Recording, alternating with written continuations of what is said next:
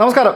Chat with ഭക്തൻ എന്ന podcast തുടങ്ങിയതിന് ശേഷം നമ്മൾ ടെക്നോളജിയെ പറ്റി സംസാരിക്കാനായിട്ട് ആരും കിട്ടിയില്ല. പല പല മേഖലകളിൽ പല പല ആളുകളെ നമ്മൾ കൊണ്ടുവന്നുണ്ടെങ്കിലും ഇന്ന് ഒരു ടെക്നോളജി ടോക്കാണ്. അതായത് എന്താ പറയുക, എൻ്റെ ഒരു സുഹൃത്തും കൂടെയാണ്. കഴിഞ്ഞ ഒരു 10 വർഷത്തോളമായിട്ടുള്ള എൻ്റെ ഒരു സുഹൃത്തും. പിന്നെ വളരെ എന്താ പറയുക, നമ്മൾ ഭയങ്കര ക്ലോസ് ആണ്. ലൈക്ക് പല കാര്യങ്ങളിലും പണ്ട് മുതലേ നമ്മൾ അറിയാവുന്ന ആൾക്കാരാണ്. ശ്യാംലാൽ ടി പുഷ്പൻ എന്നാണ് അദ്ദേഹത്തിൻ്റെ പേര്. അദ്ദേഹം ശരിക്കും എന്താണെന്ന് അദ്ദേഹം തന്നെ പറഞ്ഞ് തുടങ്ങും. കാരണം എന്നെപ്പറ്റി തള്ളാൻ ഞാൻ മാത്രം മതി എന്ന് പുള്ളി ആദ്യമേ പറഞ്ഞായിരുന്നു എന്നോട്. ശരി, സന്തോഷം. ആൻഡ് ഈ ഒരു പ്രോഗ്രാമിൽ പങ്കെടുക്കാൻ പറ്റിയതിൽ ആദ്യം സന്തോഷം. നമ്മൾ മുമ്പും പല വീഡിയോകൾ ഒരുമിച്ച് ചെയ്തിട്ടുണ്ടെങ്കിലും പലതും ടെക്നോളജി വീഡിയോകളല്ലായിരുന്നു. ഒരെണ്ണം നമ്മൾ ചെയ്തിരുന്നു. ഒരെണ്ണം മാത്രം നമ്മൾ ടെക്നോളജി വീഡിയോ ചെയ്തു. മറ്റ് പലതും മറ്റ് പല വിഷയങ്ങളെ സംബന്ധങ്ങളായിരുന്നു. ട്രാവലായിരുന്നു. പിന്നെ നമ്മുടെ ഹോം സ്റ്റേ പോയി. പിന്നെ നമ്മൾ പ്രീമിയർ പത്മിനി കാറിൻ്റെ റിവ്യൂ ചെയ്തു. അതിനേക്കാൾ കൂടുതൽ എനിക്ക് തോന്നുന്നു ടെക്നോളജി പ്യൂർലി ചെയ്തത് പഴയ കമ്പ്യൂട്ടറിനെ കുറിച്ചുള്ള നമ്മുടെ കോവിഡ് സമയത്ത് ചെയ്ത ഒരു വീഡിയോ ഉണ്ട്. അത് വളരെ അത്യാവശ്യം ഭയങ്കരമായിട്ട് റീച്ച് കിട്ടിയ ഒരു വീഡിയോ ആണ്. അപ്പോൾ എന്നെ തന്നെ നേരത്തെ പറഞ്ഞ പോലെ പരിചയപ്പെടുത്താം. ശ്യാംലാൽ, വീട് ആലപ്പുഴയാണ്. ടെക്നോളജി മേഖലയിൽ കഴിഞ്ഞ 26 വർഷമായിട്ട് 90കളുടെ അവസാനം മുതൽ ഈ മേഖലയിൽ ട്രെയിനറായിട്ടും കൺസൾട്ടൻ്റായിട്ടും വർക്ക് ചെയ്യുന്നു. ഈ ടെക്നോളജി എന്ന് പറയുമ്പോൾ തന്നെ ആളുകൾക്ക് ഭയങ്കര കൺഫ്യൂസിങ് ആയിരിക്കും. എന്താണ് IT ആണോ, എന്ത് ടെക്നോളജിയാണ്, അതുകൂടെ പറയാം. അതെ, തീർച്ചയായിട്ടും. ടെക്നോളജി എന്ന് പറയുമ്പോൾ ആളുകൾക്ക് ആശയക്കുഴപ്പമുണ്ടാകുന്ന കാര്യമാണ്. പല മേഖലകളുണ്ട് അതിനകത്ത്. ഡെവലപ്പറുണ്ട്, ഇൻഫ്രാസ്ട്രക്ചറുണ്ട്. ഞാൻ വർക്ക് ചെയ്യുന്നത് IT ഇൻഫ്രാസ്ട്രക്ചർ എന്ന മേഖലയിലാണ്. എന്ന് വെച്ചാൽ എൻ്റെ കരിയർ തുടങ്ങുന്നത് ഒരു കമ്പ്യൂട്ടർ ഹാർഡ്വെയർ എഞ്ചിനീയർ ആയിട്ടാണ്. കമ്പ്യൂട്ടർ അസംബിൾ ചെയ്യുക, സപ്ലൈ ചെയ്യുക, കസ്റ്റമർക്ക് കൊടുക്കുക. അത് ഇൻഡിവിജ്വൽ കസ്റ്റമർ ആവാം, കോർപ്പറേറ്റ് ക്ലയൻസ് ആവാം. അതായിരുന്നു എൻ്റെ കരിയർ തുടക്കം. തുടർന്ന് നെറ്റ്വർക്ക് അഡ്മിനിസ്ട്രേഷൻ മേഖലയിലും, പിന്നെ ഒരു 2006 സമയം മുതൽ ഡേറ്റാ സെൻറ്റർ വെർച്വലൈസേഷൻ എന്നറിയപ്പെടുന്ന അന്ന് ആളുകൾക്ക് അത്ര പരിചയമില്ലാത്ത, ഒരുപക്ഷെ ഇന്നും അത്ര പരിചയമില്ലാത്ത ഒരു മേഖലയിലേക്ക് പതിയെ മാറി. ഇപ്പോൾ VMware എന്നൊരു കമ്പനിക്ക് വേണ്ടിയും ന്യൂട്ടാണിക്സ് എന്ന കമ്പനി, ഈ 2 ടെക്നോളജി മേഖലയിൽ ട്രെയിനിങ് ചെയ്യുന്നു. അതുകൂടാതെ അതേ മേഖലയിൽ കൺസൾട്ടൻസി ചെയ്യുന്നു. ഇതാണ് എൻ്റെ ഒരു പ്രൊഫൈൽ. അതായത് എൻ്റെ ജോലി എന്ന രീതിയിലുള്ള പ്രൊഫൈൽ. അതിനേക്കാൾ കൂടുതൽ എനിക്ക് തോന്നുന്നു അതിനൊരു ഇവാഞ്ചലിസ്റ്റ് വശമുണ്ട്. ആ വശം വേറൊന്നുമല്ല. ഇൻഫോ കേരളയിൽ നിന്നൊരു മലയാളം കമ്പ്യൂട്ടർ മാഗസിനുണ്ട്. നമ്മുടെ മലയാളത്തിലെ സാങ്കേതിക മേഖലയിൽ ആദ്യം വന്ന മാഗസിനുകളൊന്നാണ്. എനിക്ക് തോന്നുന്നു ഇപ്പോഴും വേറെ അധികം മാഗസിനൊന്നും ഇല്ല. ഇപ്പം അതൊരെണ്ണം മാത്രമേ ഉള്ളൂ. അതിപ്പോഴും പബ്ലിഷ് ചെയ്യുന്നുണ്ട്. ഇടയ്ക്ക് സമയത്ത് കോവിഡ് സമയത്ത് ഒരു അല്പസമയം പ്രവർത്തനം മുടങ്ങിയതൊഴിച്ചാൽ അത് പബ്ലിഷ് ചെയ്യുന്നുണ്ട് ഇപ്പോഴും. എനിക്ക് ഓർമ്മയുണ്ട്, ഞാൻ പണ്ട് ഈ മാഗസിൻ വാങ്ങുമായിരുന്നു. ഇത് വാങ്ങിക്കുന്നതിന്റെ മെയിൻ റീസൺ എന്ന് പറയുന്നത് ഇതിനകത്ത് CD കിട്ടും. തീർച്ചയായും CD-ക്കകത്ത് കുറെ സോഫ്റ്റ്വെയർസ് ഒക്കെ ഉണ്ടാവും. അപ്പം പണ്ടത്തെ കാലത്ത് ഈ സോഫ്റ്റ്വെയർസ് ഡൗൺലോഡ് ചെയ്യാന്നൊക്കെ പറയുമ്പോൾ ഇന്റർനെറ്റിന്റെ ഇതൊക്കെ പറഞ്ഞോണ്ട് അപ്പൊ നമുക്ക് ഈ CD കിട്ടുമ്പോഴത്തേക്കിന് ഇതിൽ നിന്ന് നേരെ എടുത്ത് ഇൻസ്റ്റാൾ ചെയ്യാം എന്നൊക്കെ പറഞ്ഞുകൊണ്ട് അങ്ങനെ ഒരു ക്യൂരിയോസിറ്റിയുടെ വലിയ അട്രാക്ഷൻ ആയിരുന്നു വാങ്ങുമായിരുന്നു ആ സമയത്ത്. അപ്പൊ ഞാൻ ആ മാഗസിനില് ഒരു കോളം തുടക്കം മുതൽ എഴുതുന്നുണ്ട്. എനിക്ക് തോന്നുന്നു 2000 ആണ്ട് സമയം മുതൽ 15 വർഷമായില്ലേ. ഇപ്പോൾ ഇല്ല കേട്ടോ, ഞാൻ കുറച്ച് വർഷങ്ങളായിട്ട് എഴുതുന്നില്ല. 4-5 വർഷമായിട്ട് എഴുതുന്നില്ലെന്നേ ഉള്ളൂ. വർഷങ്ങളോളം ഞാൻ അതിൽ കോളം എഴുതുന്നുണ്ടായിരുന്നു. എപ്പോഴോ ഒരു സമയത്ത് 2002 എപ്പോഴോ അതിനകത്ത് എൻ്റെ നമ്പർ കൂടെ കൊടുക്കാം, സംശയമുള്ളവർ വിളിക്കട്ടെ എന്ന മട്ടിൽ ഒരു ചെറിയൊരു ഐഡിയ തോന്നി. പിന്നെ ഒരു പാരയായിട്ട് മാറി ആ സമയത്ത്. കാരണം 10-100 കോളുകൾ വരെയൊക്കെ നമ്മുടെ ജോലിക്കിടയ്ക്ക് വന്നു തുടങ്ങി. വെറുതെ വിളിക്കുമായിരിക്കും അല്ലേ? അതായത് വെറുതെ വിളിക്കില്ല. കാരണം എന്ന് വെച്ചാൽ ആളുകൾക്ക് ഗൂഗിൾ സൗകര്യങ്ങളില്ല. നമ്മളിപ്പോൾ കാണുന്ന പോലെ നമ്മുടെ ചുറ്റുമുള്ള വിവരങ്ങൾ അറിയാനുള്ള സോഴ്സുകളില്ല. അപ്പോൾ ഈ CD-യുടെ ഏത് വശമാണ് മേളിലിടേണ്ടതെന്നുള്ള ചോദ്യം മുതൽ ഉള്ള ചോദ്യങ്ങളും വളരെ കോംപ്ലക്സ് ആയിട്ടുള്ള ചോദ്യങ്ങൾ ഉൾപ്പെടെ വന്നു തുടങ്ങി. മനസ്സിലായി. ഒരു തരത്തിൽ ഞാനതൊരു ചലഞ്ചിങ് വർക്കായിട്ട് എടുത്തു. കാരണം നമുക്കറിയാത്ത ഇഷ്ടം പോലെ ചോദ്യങ്ങൾ വരാം, നമുക്ക് അതിന് മറുപടി കൊടുക്കാൻ പറ്റണം. പലരും ധരിച്ചിരുന്നത് ഞാൻ ഈ മാഗസിനിൽ വർക്ക് ചെയ്യുന്ന ഒരാളാണെന്നും ഈ മറുപടി പറയേണ്ടത് എൻ്റെ ഒരു ജോലിയാണെന്ന മട്ടിലാണ് ചിലർ വിളിക്കുക. അത് നമ്മൾ ഡ്രൈവ് ചെയ്യുമ്പോൾ ആളുകൾ പറയുമ്പോൾ നിങ്ങളുടെ വണ്ടി നിർത്തിയിട്ട് മറുപടി പറ, കാരണം ഇത് ഓഫീസ് സമയമല്ലേ എന്ന മട്ടിൽ വരുന്ന ആൾക്കാരുണ്ടായിരുന്നു. പക്ഷേ ഓവർ എ പീരീഡ് ഞാനത് എൻജോയ് ചെയ്തു. മാത്രമല്ല ഒരു ടെക്നോളജി മേഖലയിൽ പലർക്കും എന്നെ അറിയാവുന്നതിൻ്റെ മെയിൻ കാരണം ഈ ഇൻഫോ കേരളയിൽ എഴുതിയിരുന്ന ശ്യാംലാൽ എന്ന പേരിലൊരു വാല്യൂ ഉണ്ടായിരുന്നു അതിനകത്ത്. അതിപ്പോഴും കിട്ടുന്നുണ്ട്. നമുക്ക് വേറെ രാജ്യങ്ങളൊക്കെ പോകുമ്പോൾ പോലും പലപ്പോഴും പലരും വന്ന് മീറ്റ് ചെയ്തിട്ടുള്ളതിൻ്റെ മെയിൻ കാരണങ്ങളിലൊന്ന് ഈ ഒരു ഫാക്ടറാണ്. അത് ഞാൻ ശരിക്കും എൻജോയ് ചെയ്തിട്ടുണ്ട്. ഇൻഫോ കേരളയെ പറ്റിയൊക്കെയുള്ള ധാരണ ഉള്ളൂ.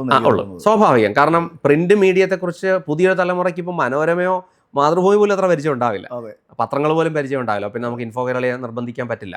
അത് തുടർന്ന വായന ആ ഒരു രീതി തുടരുന്നവർക്ക് മാത്രമേ അത് താല്പര്യം ഉണ്ടാവുള്ളൂ. മാത്രമല്ല അന്ന് കൂടുതൽ സോഴ്സുകളില്ല.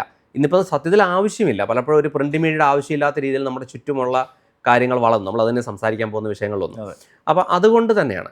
അപ്പോൾ അങ്ങനെ വന്നപ്പോൾ ഞാനൊരു കുറച്ച് വന്നപ്പോൾ ഈ നമ്പറിലേക്ക് വരുന്ന കോളുകൾ, റിപ്പീറ്റഡായ കോളുകളൊക്കെ ശല്യമേ തുടങ്ങി. ശല്യം എന്ന് പറഞ്ഞുകൂടാ കേട്ടോ, കണ്ടിന്യൂസ് ആയ ഒരേ കാര്യങ്ങൾ പറയേണ്ടി വരുന്നതുകൊണ്ട് ഞാൻ ആ number.com എന്ന പേരിൽ വെബ്സൈറ്റ് തുടങ്ങി. ശരി. എൻ്റെ ഫോൺ number.com. ഓക്കെ. അപ്പോൾ അതൊരു യുണീക്ക് കൺസെപ്റ്റ് ആയിരുന്നു ആ സമയത്ത്. കുറച്ച് മീഡിയ കവറേജ് ഒക്കെ അതിനകത്ത് വന്നു അതിനകത്ത്. അപ്പം ആ ഒരു കവറേജിൻ്റെ പുറത്ത് മൈക്രോസോഫ്റ്റിൻ്റെ ഒരു അവാർഡ് പ്രോഗ്രാമുണ്ട്, MVP എന്നറിയപ്പെടുന്ന അവാർഡ് പ്രോഗ്രാം. അതിൽ നമ്മൾ ടെക് കമ്മ്യൂണിറ്റി ആക്ടിവിസ്റ്റ് എന്ന രീതിയിൽ അവരൊരു ഇനീഷ്യൽ അവാർഡ് 2007 സമയത്തൊക്കെ അങ്ങനെ ഒരു അവാർഡ് കിട്ടി. അപ്പോൾ ഇതൊക്കെയാണ് നമ്മുടെ ഒരു പേഴ്സണൽ ഗ്രോത്തിൽ എന്നെ സഹായിച്ച ഘടകങ്ങളൊന്നും. അപ്പോൾ ഇല്ലെങ്കിൽ നമ്മളൊരു സ്ഥാപനം നടത്തുന്നു, ഒരു IT ഇൻഫ്രാസ്ട്രക്ചർ സ്ഥാപനം നടത്തുന്നു, just another business man or A technologist എന്ന രീതിയിൽ അപ്പുറത്തേക്ക് എനിക്കൊരു കവറേജ് കിട്ടിയിട്ടുണ്ടെങ്കിൽ ഇത്തരത്തിൽ വന്ന കാര്യം. പിന്നെ ഒരു കാര്യം കൂടെ പറയാം. 2003 സമയത്ത് ഡിജിറ്റൽ ഒരു വെർച്വൽ ട്യൂട്ടർ സീരീസിൽ കമ്പ്യൂട്ടർ പഠനത്തിന് CD ഇറങ്ങുമായിരുന്നു. ആ സമയത്ത് വളരെ പോപ്പുലർ ആയിരുന്നു. ആ സമയം വെർച്വൽ ട്യൂട്ടർ എന്ന സീരീസിൽ ഡിജിറ്റൽ സ്കിൽ മാസ്റ്റർ ഒരു പ്രോഗ്രാമിൻ്റെ ഭാഗമായിട്ട് ഇൻ്റർനെറ്റ് പഠിപ്പിക്കാം, ഫോട്ടോഷോപ്പ് പഠിപ്പിക്കാം എന്നുള്ള CD ആ സമയത്തുള്ളവർ പലരും പരിചയം ഉണ്ടാവും. ആ സീരീസിൽ ഹാർഡ്വെയറിൻ്റെ ഒരു പഠന പദ്ധതി ഞാൻ ആ സമയത്ത് അവരുടെ ഒരു ടീമിൻ്റെ ഭാഗമായിട്ട് റിലീസ് ചെയ്തു. അന്ന് ഈ ക്യാമറകളോ ഇത്തരം സംവിധാനങ്ങളൊന്നും കോമൺ അല്ലാത്ത, ഫോൺ എടുത്ത് റെക്കോർഡ് ചെയ്യാൻ പറ്റാത്തൊരു സമയത്ത് പ്രൊഫഷണലി സ്റ്റുഡിയോയിൽ പോയി തന്നെ ചെയ്ത ഒരു വർക്കായിട്ട് കമ്പ്യൂട്ടർ അസംബ്ലിങ്, ടെസ്റ്റിംഗ് ഉൾപ്പെടെയുള്ളൊരു വീഡിയോ. അത് CD ആയിരുന്നു. എനിക്ക് തോന്നുന്നു 200 രൂപയ്ക്ക് അങ്ങോട്ട് വിറ്റത്. ഞാനല്ല വിറ്റത് കേട്ടോ, അതാ ടീമാണ് വിറ്റത്. ഞാൻ എൻ്റെ പണിയെടുത്തു എന്ന് മാത്രമേ ഉള്ളൂ. അപ്പോൾ ആ ഒരു ചെയ്ത വർക്കിലൂടെയും ഇഷ്ടംപോലെ പേര് നമ്മൾ പഠിപ്പിക്കാത്ത പലരും ഈ CD ഇത് കണ്ട് പഠിച്ചവരുണ്ട്. 2007 സമയമൊക്കെ ആയപ്പോഴത്തേക്ക് ഈ ഹാർഡ്വെയറും ഉൾപ്പെടെയുള്ള ഈ അനുബന്ധ കാര്യങ്ങളുടെ പ്രസക്തി പതിയെ കുറഞ്ഞു വരുന്ന ഒരു സാഹചര്യത്തിൽ ഞാൻ ഡേറ്റാ സെൻറ്റർ അഡ്മിനിസ്ട്രേഷൻ എന്ന മേഖലയിലേക്ക് പതിയെ മാറി. അപ്പോൾ അവിടെ VMware എന്ന കമ്പനിയുടെ വെർച്വലൈസേഷൻ പ്രൊഡക്റ്റുകളും പിന്നീട് ഇവഞ്ചലി കുറച്ച് വർഷങ്ങൾക്ക് ശേഷം ന്യൂട്ടാണിക്സ് എന്ന കമ്പനിയുടെ പ്രൊഡക്റ്റുകളിലേക്ക് മാറി. പിന്നെ നമ്മുടെ ഇൻഡസ്ട്രിയുടെ പ്രത്യേകത എപ്പോഴും ട്രെൻഡുകൾ മാറിക്കൊണ്ടിരിക്കും, നമ്മളുടെ ട്രെയിനിങ് മെത്തഡോളജികളോ എല്ലാം മാറിക്കൊണ്ടിരിക്കും. അപ്പോൾ അങ്ങനെ വന്നപ്പോൾ സ്വാഭാവികമായിട്ടും ഒരു ആൻട്രപ്രണർ റോളിനേക്കാൾ കൂടുതൽ ഞാനൊരു കോർപ്പറേറ്റ് ട്രെയിനർ റോളിലേക്ക് പതിയാണ് കേട്ടോ, വളരെ പതിയെ സ്വിച്ച് ചെയ്തു. ഇപ്പോൾ പൂർണ്ണമായിട്ടും കഴിഞ്ഞ 5 വർഷമായിട്ട് ഒരു കോർപ്പറേറ്റ് ട്രെയിനിങ് മേഖലയിൽ വർക്ക് ചെയ്യുന്നു. അപ്പോൾ ശരിക്കും ഈ ഇൻഫോ കൈരളി മാഗസിനിൽ നമ്പർ കൊടുത്ത് ആളുകൾ വിളിച്ചു തുടങ്ങിയപ്പോഴാണോ ഒരു ട്രെയിനിങ് മേഖല എനിക്ക് പറ്റിയതാണെന്നൊക്കെ പറഞ്ഞ് മനസ്സിലായത്? അല്ല, അതിനു മുമ്പ് ഞാൻ ട്രെയിനറാണ്. കൺസൾട്ടന്റിനേക്കാൾ കൂടുതൽ ട്രെയിനറാണ്. അപ്പോൾ ആ ട്രെയിനിങ് സിമ്പിളായി പറഞ്ഞാൽ ആ ട്രെയിനിങ്ങിലേക്ക് 10 ഫുട്ഫോൾ കൂടുതൽ വരാനുള്ള എളുപ്പ വഴിയാണ് നമ്മൾ നമ്പർ കൊടുത്തത്. ബെനിഫിറ്റ് ആയോ? അത് ബെനിഫിറ്റ് ആയിട്ടുണ്ട്. അപ്പം അക്രോസ് കേരള, കാരണം ഇൻഫോ കേരളയ്ക്ക് കേരളത്തിൽ ഉടനീളം ഇതുണ്ടായിരുന്നു. അപ്പം നമുക്കൊരു ജില്ലയിൽ ഒതുങ്ങി നിൽക്കാതെ എല്ലാ ജില്ലകളിൽ നിന്നും നമുക്ക് സ്റ്റുഡൻസ് വരാൻ ഉൾപ്പെടെ അത് സഹായിച്ചിട്ടുണ്ട്. അത് നമ്മൾ വിസ്മരിക്കുന്നില്ല, കാരണം ആ ഒരു മേഖലയിൽ നമുക്ക് വളരെയധികം ഗ്രോത്ത് ഉണ്ടാക്കാൻ ആ ഒരു ആശയം വളരെ ഇപ്പോൾ ഒരു സമയത്ത് ഇപ്പം നമ്പർ കൊടുത്തുകൊണ്ട് വലിയ കാര്യമില്ല, ആളുകൾക്ക് നമ്മളെ വിളിക്കേണ്ട കാര്യം പോലും ഇല്ല. ഇപ്പം അതിൻ്റെ പേരിൽ വിളിക്കുന്നവർ വളരെ കുറവാണ്. അതിനേക്കാൾ കൂടുതൽ ആ ഒരു സമയത്ത് തന്നെ ഒരു നിഷ് മാർക്കറ്റ് ഉണ്ടായിരുന്നു. അപ്പോൾ ഈ കൊറോണ തുടങ്ങിയപ്പോഴാണ് ഈ കൊറോണ തുടങ്ങിയെന്ന് സുഹൃത്തി ചോദിക്കുമ്പോൾ ആളുകൾക്കും കോവിഡ് ഇത്ര വർഷം തുടങ്ങി എല്ലാവർക്കും അറിയാമല്ലോ. വരുന്നതിന് മുമ്പ് കൊറോണ കണ്ടുപിടിച്ച ആളാണ് ഇരിക്കുന്നത്. അല്ല, അപ്പം അത് സുജിത്ത് പഴയൊരു വീഡിയോയിൽ പറഞ്ഞിട്ടുണ്ട്, എനിക്ക് ഓർമ്മയുണ്ട്. അത് കൺഫ്യൂഷൻ ഇല്ലായിരിക്കാൻ ഞാൻ എല്ലാം പറയാം. എൻ്റെ സ്ഥാപനത്തിൻ്റെ പേര് കൊറോണ എന്നാണ്. കൊറോണ ഇൻസ്റ്റിറ്റ്യൂട്ട് ഓഫ് ടെക്നോളജിയും കൊറോണ സിസ്റ്റം സർവീസുമായിരുന്നു. ശരിക്കും അത് തുടങ്ങുന്ന അപ്പോഴൊന്നും അല്ല. എനിക്ക് അസംബ്ലിങ്ങിൻ്റെ പേര് ഇതായിരുന്നോ? അതെ. ഞാൻ ഇതിനു മുമ്പ് കോളേജിൽ പഠിക്കുമ്പോൾ, ഞാൻ ഇലക്ട്രോണിക്സാണ് പഠിച്ചത്, IHRDയിൽ. അത് പഠിക്കുന്ന സമയത്ത് തന്നെ എനിക്ക് ഒരു ചെറിയ ഈ എമർജൻസി ലാമ്പുകൾ, ഇൻവെർട്ടറുകളൊക്കെ ഉണ്ടാക്കി വിൽക്കുന്നൊരു സ്വന്തം ഒരു പരിപാടി ഉണ്ടായിരുന്നു. കോളേജ് പഠിക്കുമ്പോൾ എന്തെങ്കിലും വരുമാനം എന്ന മട്ടിൽ സ്വയം നമ്മൾ മധുരയിൽ പോയി സാധനം എടുത്ത് ഒരു എൻ്റർപ്രണർഷിപ്പിൻ്റെ ഭാഗമായിട്ട് ചെയ്തെന്ന പ്രോജക്റ്റാണ്. അതിനിട്ട പേരാണ് കൊറോണ സിസ്റ്റംസ് ആൻഡ് ഡിവൈസസ്. ആശയം വളരെ സിമ്പിളായിരുന്നു. സൂര്യന് ചുറ്റുമുള്ള വലയമാണ് കൊറോണ. ഇപ്പം സൂര്യഗ്രഹണ സമയത്താണല്ലോ ഇത് കാണാൻ പറ്റുക. അപ്പോൾ എമർജൻസി ലാമ്പിൻ്റെ ആവശ്യം വരുന്നത് കറണ്ട് പോകുമ്പോഴാണല്ലോ. ഈ ഒരു ലോജിക്കൊക്കെ, വലിയ ലോജിക്കൊക്കെ ആലോചിച്ച് വെച്ച് ഇട്ട പേരാണ് കൊറോണ. പിന്നീട് ഞാൻ വേറൊരു കമ്പനി വർക്ക് ചെയ്ത് തുടങ്ങി. 3 വർഷത്തോളം വേറൊരു കമ്പനിയിൽ, ചെന്നൈ ബേസ്ഡ് കമ്പനി വർക്ക് ചെയ്തു. അതിനുശേഷം അവിടുന്ന് പുറത്ത് വന്ന് ഒരു ആൻട്രപ്രണർഷിപ്പ് പിന്നെ സ്റ്റാർട്ട് ചെയ്തപ്പോൾ ആ പഴയ രജിസ്ട്രേഷൻ കൈ കിടപ്പുണ്ട്. അപ്പോൾ എന്തെങ്കിലും ലോൺ കിട്ടാനൊക്കെ ഉള്ള ചാൻസ് അതവിടെ കിടക്കുന്നതുകൊണ്ട് കിട്ടുമെന്ന് ചോദിച്ചാൽ അതേ പേര് തന്നെ ഇട്ടു. അപ്പം ആ സമയത്തും ആൾക്ക് കൺഫ്യൂസിങ് ഒരു പേരായിരുന്നു അത്, കൊറോണ എന്ന പേര്. അപ്പോൾ IT റിലേറ്റഡ് ആകുമ്പോൾ ആൽഫ, സിഗ്മ, ബീറ്റ എന്ന മറ്റുള്ള പേരുകൾ ആ സമയത്ത് കോമൺ ആയിട്ടുള്ളത്. ഇതേതെങ്കിലും ഇട്ടാൽ പോരെ? ഞാൻ പറഞ്ഞല്ല, എനിക്ക് ഈ പേരിനോട് താല്പര്യം. അങ്ങനെ ഇട്ടു. 99 അങ്ങനെ ഒരു പേരിട്ട് ഈ സ്ഥാപനം തുടങ്ങുമ്പോൾ കുറേ വർഷങ്ങൾക്ക് ശേഷം ഇങ്ങനൊരു കൊറോണ വരും, വേറൊരു കൊറോണ വരും എന്നൊന്നും ഉറപ്പില്ലായിരുന്നു. അപ്പോൾ അതിഷ്ടംപോലെ തമാശകൾ ഉണ്ടായിട്ടുണ്ട് കേട്ടോ. കോവിഡ് സമയത്ത് എനിക്ക് ഫണ്ണി ആയിട്ടുള്ള, അത്ര നോട്ട് സോ ഫണ്ണിയും ഫണ്ണിയുമായിട്ടുള്ള ഇഷ്ടംപോലെ കാര്യങ്ങൾ ഇതുമായിട്ട് ബന്ധപ്പെട്ട് പണി കിട്ടിയിട്ടുണ്ട്, ഗുണവും ദോഷവും ഒക്കെ. അതിനകത്ത് അപ്പോൾ അങ്ങനെ കൊറോണ തുടങ്ങി. കൊറോണയിൽ കൊറോണ ആണല്ലോ ഒരു പരിധി വരെ നമ്മളൊക്കെ പരിചയപ്പെടുമ്പോഴൊക്കെ കൊറോണ ഇൻസ്റ്റിറ്റ്യൂട്ട് ആണ്. മറ്റേ കോട്ടയം KSRTC കോട്ടയം സുഹൃത്ത് വന്നിട്ടുള്ളതൊക്കെ അവിടെ സ്ഥലത്ത് ബസ് സ്റ്റാൻഡിൽ നിന്ന് ഇറങ്ങി വരുമ്പോഴേ കാണാം ബോർഡുകളും പരസ്യങ്ങളും ഒക്കെ കാണാൻ വരുന്നു. അവിടെ ഒരു സമയത്ത് ആൾക്ക് പരിചയമുണ്ടായിരുന്നു. വർഷങ്ങൾക്ക് മുൻപ് വർഷങ്ങൾ പഴക്കമുള്ള PC-യും പലതരത്തിലുള്ള എക്യുപ്മെന്റ്സും ഡിവൈസുകളൊക്കെ അവിടെ ഉണ്ടായിരുന്നു ആ സമയത്തുണ്ട് അല്ലേ? അതിപ്പോ വീട്ടിലുണ്ടെന്ന് തോന്നുന്നു കുറേയൊക്കെ. അത് ഞാൻ വീട്ടിൽ കൊണ്ടുവന്നു. കാരണം നമുക്ക് കോവിഡ് തുടങ്ങുന്നതിന് ഏകദേശം കുറച്ച് മാസങ്ങൾക്ക് മുമ്പാണ് നമ്മൾ ആ കോട്ടയത്തെ ഓഫീസ് പ്രവർത്തനം നിർത്തിയത്. നേരത്തെ പറഞ്ഞ പോലെ എൻ്റെ റോൾ ചേഞ്ചിൻ്റെ ഭാഗമായിട്ട് അത് പ്രസക്തി ഇല്ലാതെ വന്നുകൊണ്ട് ഞാനത് നിർത്തിയതാണ്. സ്ഥാപനം കംപ്ലീറ്റ്ലി സ്റ്റോപ്പ് ചെയ്തു. ഒഫീഷ്യലി പറഞ്ഞാൽ എനിക്കിപ്പോൾ ആലപ്പുഴ ചെറിയ ഓഫീസുണ്ട്. നമ്മുടെ ചില കോർപ്പറേറ്റ് അസൈൻമെന്റ് വേണ്ടി വരുമ്പോൾ ഞാൻ അവിടെ ചെയ്യാറുണ്ട്. പക്ഷെ കൂടുതലും ഒന്നുകിൽ ഓൺലൈൻ അല്ലെങ്കിൽ ഓവർസീസ് അസൈൻമെന്റ്സ് ഇങ്ങനെയാണ് ഇപ്പോൾ കൂടുതലും വരുന്നത്. അപ്പോൾ AC-യോടെ നന്നാക്കിയപ്പോഴത്തേക്കിനും അതിലൂടെ പോകേണ്ട അവസ്ഥ ഇല്ല. പണ്ട് സ്ഥിരം AC-യോടെയും രാവിലെയുള്ള ബസ്സുകളുടെയൊക്കെ ഉപഭോക്താവായിരുന്നു. ഇപ്പോൾ വേണ്ട. ഇപ്പോൾ റോഡ് നന്നാക്കി കഴിഞ്ഞപ്പോഴത്തേക്കിനും ഇപ്പം ആവശ്യമില്ലാതെ അതാണ് സംഭവം. നമ്മൾ ശരിക്കും പരിചയപ്പെടുന്നത് എനിക്ക് തോന്നുന്നു ബാർ ക്യാമ്പിൽ വെച്ചിട്ടാണ്. നമ്മൾ എത്ര വർഷം മുമ്പായിരിക്കും? 2009 2010 കാലഘട്ടത്തിൽ ആ സമയത്താണ് ബാർ ക്യാമ്പുകളുടെയൊക്കെ ഒരു നല്ല സമയം. ബാർ ക്യാമ്പ് എന്ന് പറഞ്ഞൊരു പരിപാടി ഉണ്ടായിരുന്നല്ലോ ശരിക്കും. ഇപ്പൊ കുറെ വർഷമായി തോന്നുന്നു ബാർ ക്യാമ്പ് കണ്ടക്ട് ചെയ്തിട്ട്. ലാസ്റ്റ് ഒരെണ്ണം നമ്മൾ ഒരുമിച്ച് പങ്കെടുത്തിരുന്നു. 3-4 വർഷം മുമ്പാണ്. കോവിഡിന് ശേഷം ഒരെണ്ണം നടന്നു. അത് മറ്റേ ഇവിടെ കോതമംഗലത്താണ്. കോതമംഗലല്ല, ഇവിടെ ഒരു കോളേജ് വെച്ചാണ്. അത് കഴിഞ്ഞിട്ട് വേറെ നടന്നിട്ടില്ല. ശരിക്കും നല്ലൊരു ഇനിഷ്യേറ്റീവ് ആയിട്ടുള്ള ഒരു പരിപാടിയായിരുന്നു. പിന്നെ ബാർ ക്യാമ്പിന്റെ ബേസിക് സ്പിരിറ്റ് എന്ന് വെച്ചാൽ ആർക്കും തുടങ്ങാം. ഇപ്പൊ നമുക്ക് ഇവിടെ നിന്ന് തന്നെ അനൗൺസ് ചെയ്തിട്ട് ബാർ ക്യാമ്പ് അനൗൺസ് ചെയ്ത് നമുക്ക് പ്ലാൻ ഇട്ടാൽ നമുക്ക് വേണ്ട 2 മാസത്തിനുള്ളിൽ വേറെ ബാർ ക്യാമ്പ് തുടങ്ങാം. ഒരു ഓപ്പൺ ഇവന്റ് ആണ് ബാർ ക്യാമ്പ് എന്നൊക്കെ കേൾക്കുമ്പോൾ ആളുകൾക്ക് ഇത് ബാറുമായിട്ട് എന്തെങ്കിലും ബന്ധമുണ്ടോ എന്ന് തോന്നുമെങ്കിലും പ്യുവർ ടെക്നോളജിയോ എന്ത് വിഷയം ചർച്ച ചെയ്യാൻ പറ്റുന്ന എന്ത് സംസാരിക്കാം. സമാന മനസ്കരായ ആൾക്കാരുടെ ഒരു കൂട്ടം നമുക്കൊരു ചർച്ചകൾക്കൊക്കെ ഒരു വേദിയാകുന്നത്. അത് വളരെ എനിക്ക് വളരെ ഹെൽപ്ഫുൾ ആയിട്ടുണ്ട്. നമ്മൾ ആളെ പരിചയപ്പെടലും ആശയങ്ങൾ കിട്ടലും ഉൾപ്പെടെ ഇഷ്ടംപോലെ കാര്യങ്ങൾക്ക് ബാർ ക്യാമ്പ് എനിക്ക് പ്രയോജനപ്പെട്ടിട്ടുണ്ട്. ശരിക്കും എനിക്ക് പറയാം, ഞാനും അന്ന് പരിചയപ്പെട്ട പല ആളുകളുമായിട്ടും ഇന്നും നമ്മൾ കണക്റ്റഡ് ആണ്. അത് ചില ആൾക്കാരുമായിട്ട് കുറച്ചധികം കണക്റ്റഡ് ആണ്, ചില ആൾക്കാരായിട്ട് വൺസ് ഇൻ എ വൈൽ ആണെങ്കിലും നമുക്ക് ഒരു കണക്ഷൻ ഉണ്ട്. അന്ന് പരിചയപ്പെട്ട പല ആൾക്കാരും ഇന്ന് പല രീതിയിൽ വലിയ വലിയ സ്ഥാപനങ്ങൾ തുടങ്ങുകയും വലിയ ഓൺടർപ്രണേഴ്സായി മാറുകയും അങ്ങനെ പല രീതിയിലേക്ക് വളർന്നു പോയ ധാരാളം ആൾക്കാരും ഉണ്ട്. അപ്പോൾ അങ്ങനെ ബാർ ക്യാമ്പുകൾ ഉണ്ടായിരുന്നു. പിന്നെ അതിനിടയ്ക്ക് ബൂട്ട് ക്യാമ്പുകൾ ഉണ്ടായിരുന്നു. അങ്ങനെ റിയാലിറ്റി ക്യാമ്പ് എന്ന പേരിൽ ഒരു ഇവന്റ് കണ്ടക്ട് ചെയ്തു. അങ്ങനെ പല പല സമയത്ത് ഒരു സമയത്ത് ടെക്നോളജി എന്തൂസിയാസ്റ്റ് ആയിട്ടുള്ള ആളുകൾക്കിടയിൽ ക്യാമ്പുകളുടെ ബഹളമായിരുന്നു. പിന്നീട് അതൊക്കെ കോവിഡ് വന്നപ്പോൾ സ്വാഭാവികമായിട്ടും ഓൺലൈനായിട്ട് ഒരു വെർച്വൽ സംഭവം എന്തോ നടത്തിയെന്ന് തോന്നുന്നു. ഒരു തവണ ഒരു ഓൺലൈൻ സെഷൻ നടന്നത്. അത് വേഡ് ക്യാമ്പ് ആയിരുന്നു. പിന്നെ അതിനിടയ്ക്ക് ബ്ലോഗേഴ്സിന്റെ ഒരു പരിപാടി ഉണ്ടായിരുന്നല്ലോ. എന്തായിരുന്നു ബ്ലോഗേഴ്സിന്റെ ഒരു പരിപാടി? വേർഡ് പ്രസ് നടത്തുന്ന ഒരു പരിപാടി ഉണ്ടായിരുന്നല്ലോ. അത് വേഡ് ക്യാമ്പ് എന്ന് പറഞ്ഞിട്ട് അത് നല്ല വേഡ് ക്യാമ്പ് വളരെ പോസിറ്റീവായി ഇഷ്ടംപോലെ ആൾക്കാരെ കണ്ടുമുട്ടാൻ സഹായിച്ചിട്ടുള്ളത്. എല്ലാ ക്യാമ്പിനും ആയാലും നമ്മൾ സ്ഥിരം കാണുന്ന കുറെ ആൾക്കാരുണ്ടാവും. നമ്മൾ എവിടെ ചെന്നാലും സ്ഥിരം മുഖങ്ങളുണ്ടാവും. പിന്നെ അതിനുശേഷം ഈ മനോരമയൊക്കെ വന്നിട്ട് എക്സ്പെക്ടേഷൻസ് എന്നൊക്കെ പറഞ്ഞുകൊണ്ട് കുറെ ഗ്രാൻഡ് പരിപാടികളൊക്കെ തുടങ്ങി. കാരണം മനോരമ ഒറിജിനലി അവരുടെ എഡ്യൂക്കേഷണൽ ഫെയറുകൾക്കൊക്കെ പകരം അതിന് പ്രസക്തിയൊക്കെ കുറഞ്ഞു തുടങ്ങിയ സമയത്ത് അവർ ടെക്നോളജി ബേസ്ഡ് എന്ന മട്ടിൽ എക്സ്പെക്ടേഷൻസ് തുടങ്ങി. ഫെയറിന്റെ പ്രസക്തി കുറഞ്ഞൊന്നും നമുക്ക് പറയാൻ പറ്റില്ല. അല്ല, അതിന്റെ ട്രാക്ക് മാറിയല്ലോ. അപ്പം മുമ്പ് ചെയ്തുകൊണ്ടിരുന്ന പോലെ കൺവെൻഷണൽ കോളേജുകൾക്കൊക്കെ പകരം കൂടുതലും വിദേശത്തോട്ട് ഉൾപ്പെടെയുള്ള രീതിയിലേക്ക് ട്രാക്ക് മാറിയിട്ടുണ്ട്. അപ്പം മനോരമ പ്യൂർലി നടത്തിക്കൊണ്ടിരുന്ന ആ കോളേജ് ബേസ്ഡ് ആയ പരിപാടികൾക്കാൾ കൂടുതൽ വേറൊരു തലത്തിലേക്ക് മാറിയിട്ടുണ്ട്. എക്സ്പെക്ടേഷൻ നല്ലൊരു ഇവന്റ് ആണ്. എനിക്കും പ്രയോജനം ഉള്ള പല കണക്ഷൻസും കിട്ടിയിട്ടുള്ള പോയിട്ടുണ്ട്. പിന്നീട് എനിക്ക് തോന്നുന്നു ഇപ്പൊ ഈയിടെ നടന്നിട്ടുണ്ട്. റീസെന്റ് നടന്നു. ഞാൻ പങ്കെടുത്തിരുന്നത് നല്ലൊരു ഇവന്റ് ആയിരുന്നു. നല്ല സെഷൻ ആയിരുന്നു. അങ്ങനെ ധാരാളം ഇവന്റുകൾ പിന്നീട് വന്നു തുടങ്ങിയ പിന്നെ പതുക്കെ ഇനിയും വരുമായിരിക്കും, എന്തെങ്കിലുമൊക്കെ പ്രോഗ്രാംസ് വരുമായിരിക്കും ഉറപ്പായിട്ടും അല്ലേ? ശരിക്കും ഇപ്പം എന്താ പറയാ, ഇപ്പൊ VMware അതല്ലേ, VMwareലല്ലേ ഇപ്പം? എനിക്ക് ടെക്നോളജി ഈ പരിപാടിയായിട്ട് വലിയ ബന്ധമൊന്നും ഇല്ലാത്തതുകൊണ്ട് എനിക്ക് തോന്നുന്നു ഈ ഓർക്കുട്ടും ഫേസ്ബുക്കും ഇൻസ്റ്റാഗ്രാം ഒക്കെ മാറി വരുന്ന പോലെ തന്നെ ഇതിനകത്തും ഭയങ്കര വലിയ മാറ്റങ്ങൾ വരും. ഈ വെർച്വലൈസേഷൻ എന്ന് പറയുന്ന അത്ര വലിയൊരു കോംപ്ലക്സ് ടോപ്പിക്കൊന്നുമല്ല. നമ്മൾ ഒരു സർവറിനകത്ത് നമ്മൾ ഒന്നിലധികം വെർച്വൽ സർവർ റൺ ചെയ്യാന്ന് പറയും. നമ്മുടെ വെബ് ഹോസ്റ്റിംഗ് ആവട്ടെ, അല്ല നമ്മുടെ ചുറ്റും കാണുന്ന മിക്ക ആപ്ലിക്കേഷനുകളും ബിഹൈൻഡ് ദ സീൻ അങ്ങനെ വർക്ക് ചെയ്യുക. ഒരു സർവറിൻ്റെ കഴിവിനെ പരമാവധി ഉപയോഗിക്കുക, അതുവഴി ഡാറ്റാ സെൻറ്ററിൻ്റെ ഊർജ്ജ ഉപയോഗം കുറയ്ക്കുക. ഇത്തരത്തിലുള്ള ടെക്നോളജിയാണ്. അപ്പോൾ അതിലെ പൈനിയർ കമ്പനി എന്ന് പറയാവുന്ന ലീഡിങ് ഇൻഡസ്ട്രി എസ്റ്റാബ്ലിഷ് ചെയ്യും ഇപ്പോഴും ലീഡിങ് നിൽക്കുന്ന കമ്പനിയാണ് VMware. അപ്പോൾ അവരുടെ ട്രെയിനിങ് പ്രോഗ്രാമുകൾ ഞാൻ ചെയ്യുന്നുണ്ട്. അപ്പോൾ അതുകൂടാതെ ഇതേ മേഖലയുടെ കോമ്പീറ്റിംഗ് കമ്പനിയുണ്ട്, ന്യൂട്ടാണിക്സ് എന്ന പേരിലെ കമ്പനി.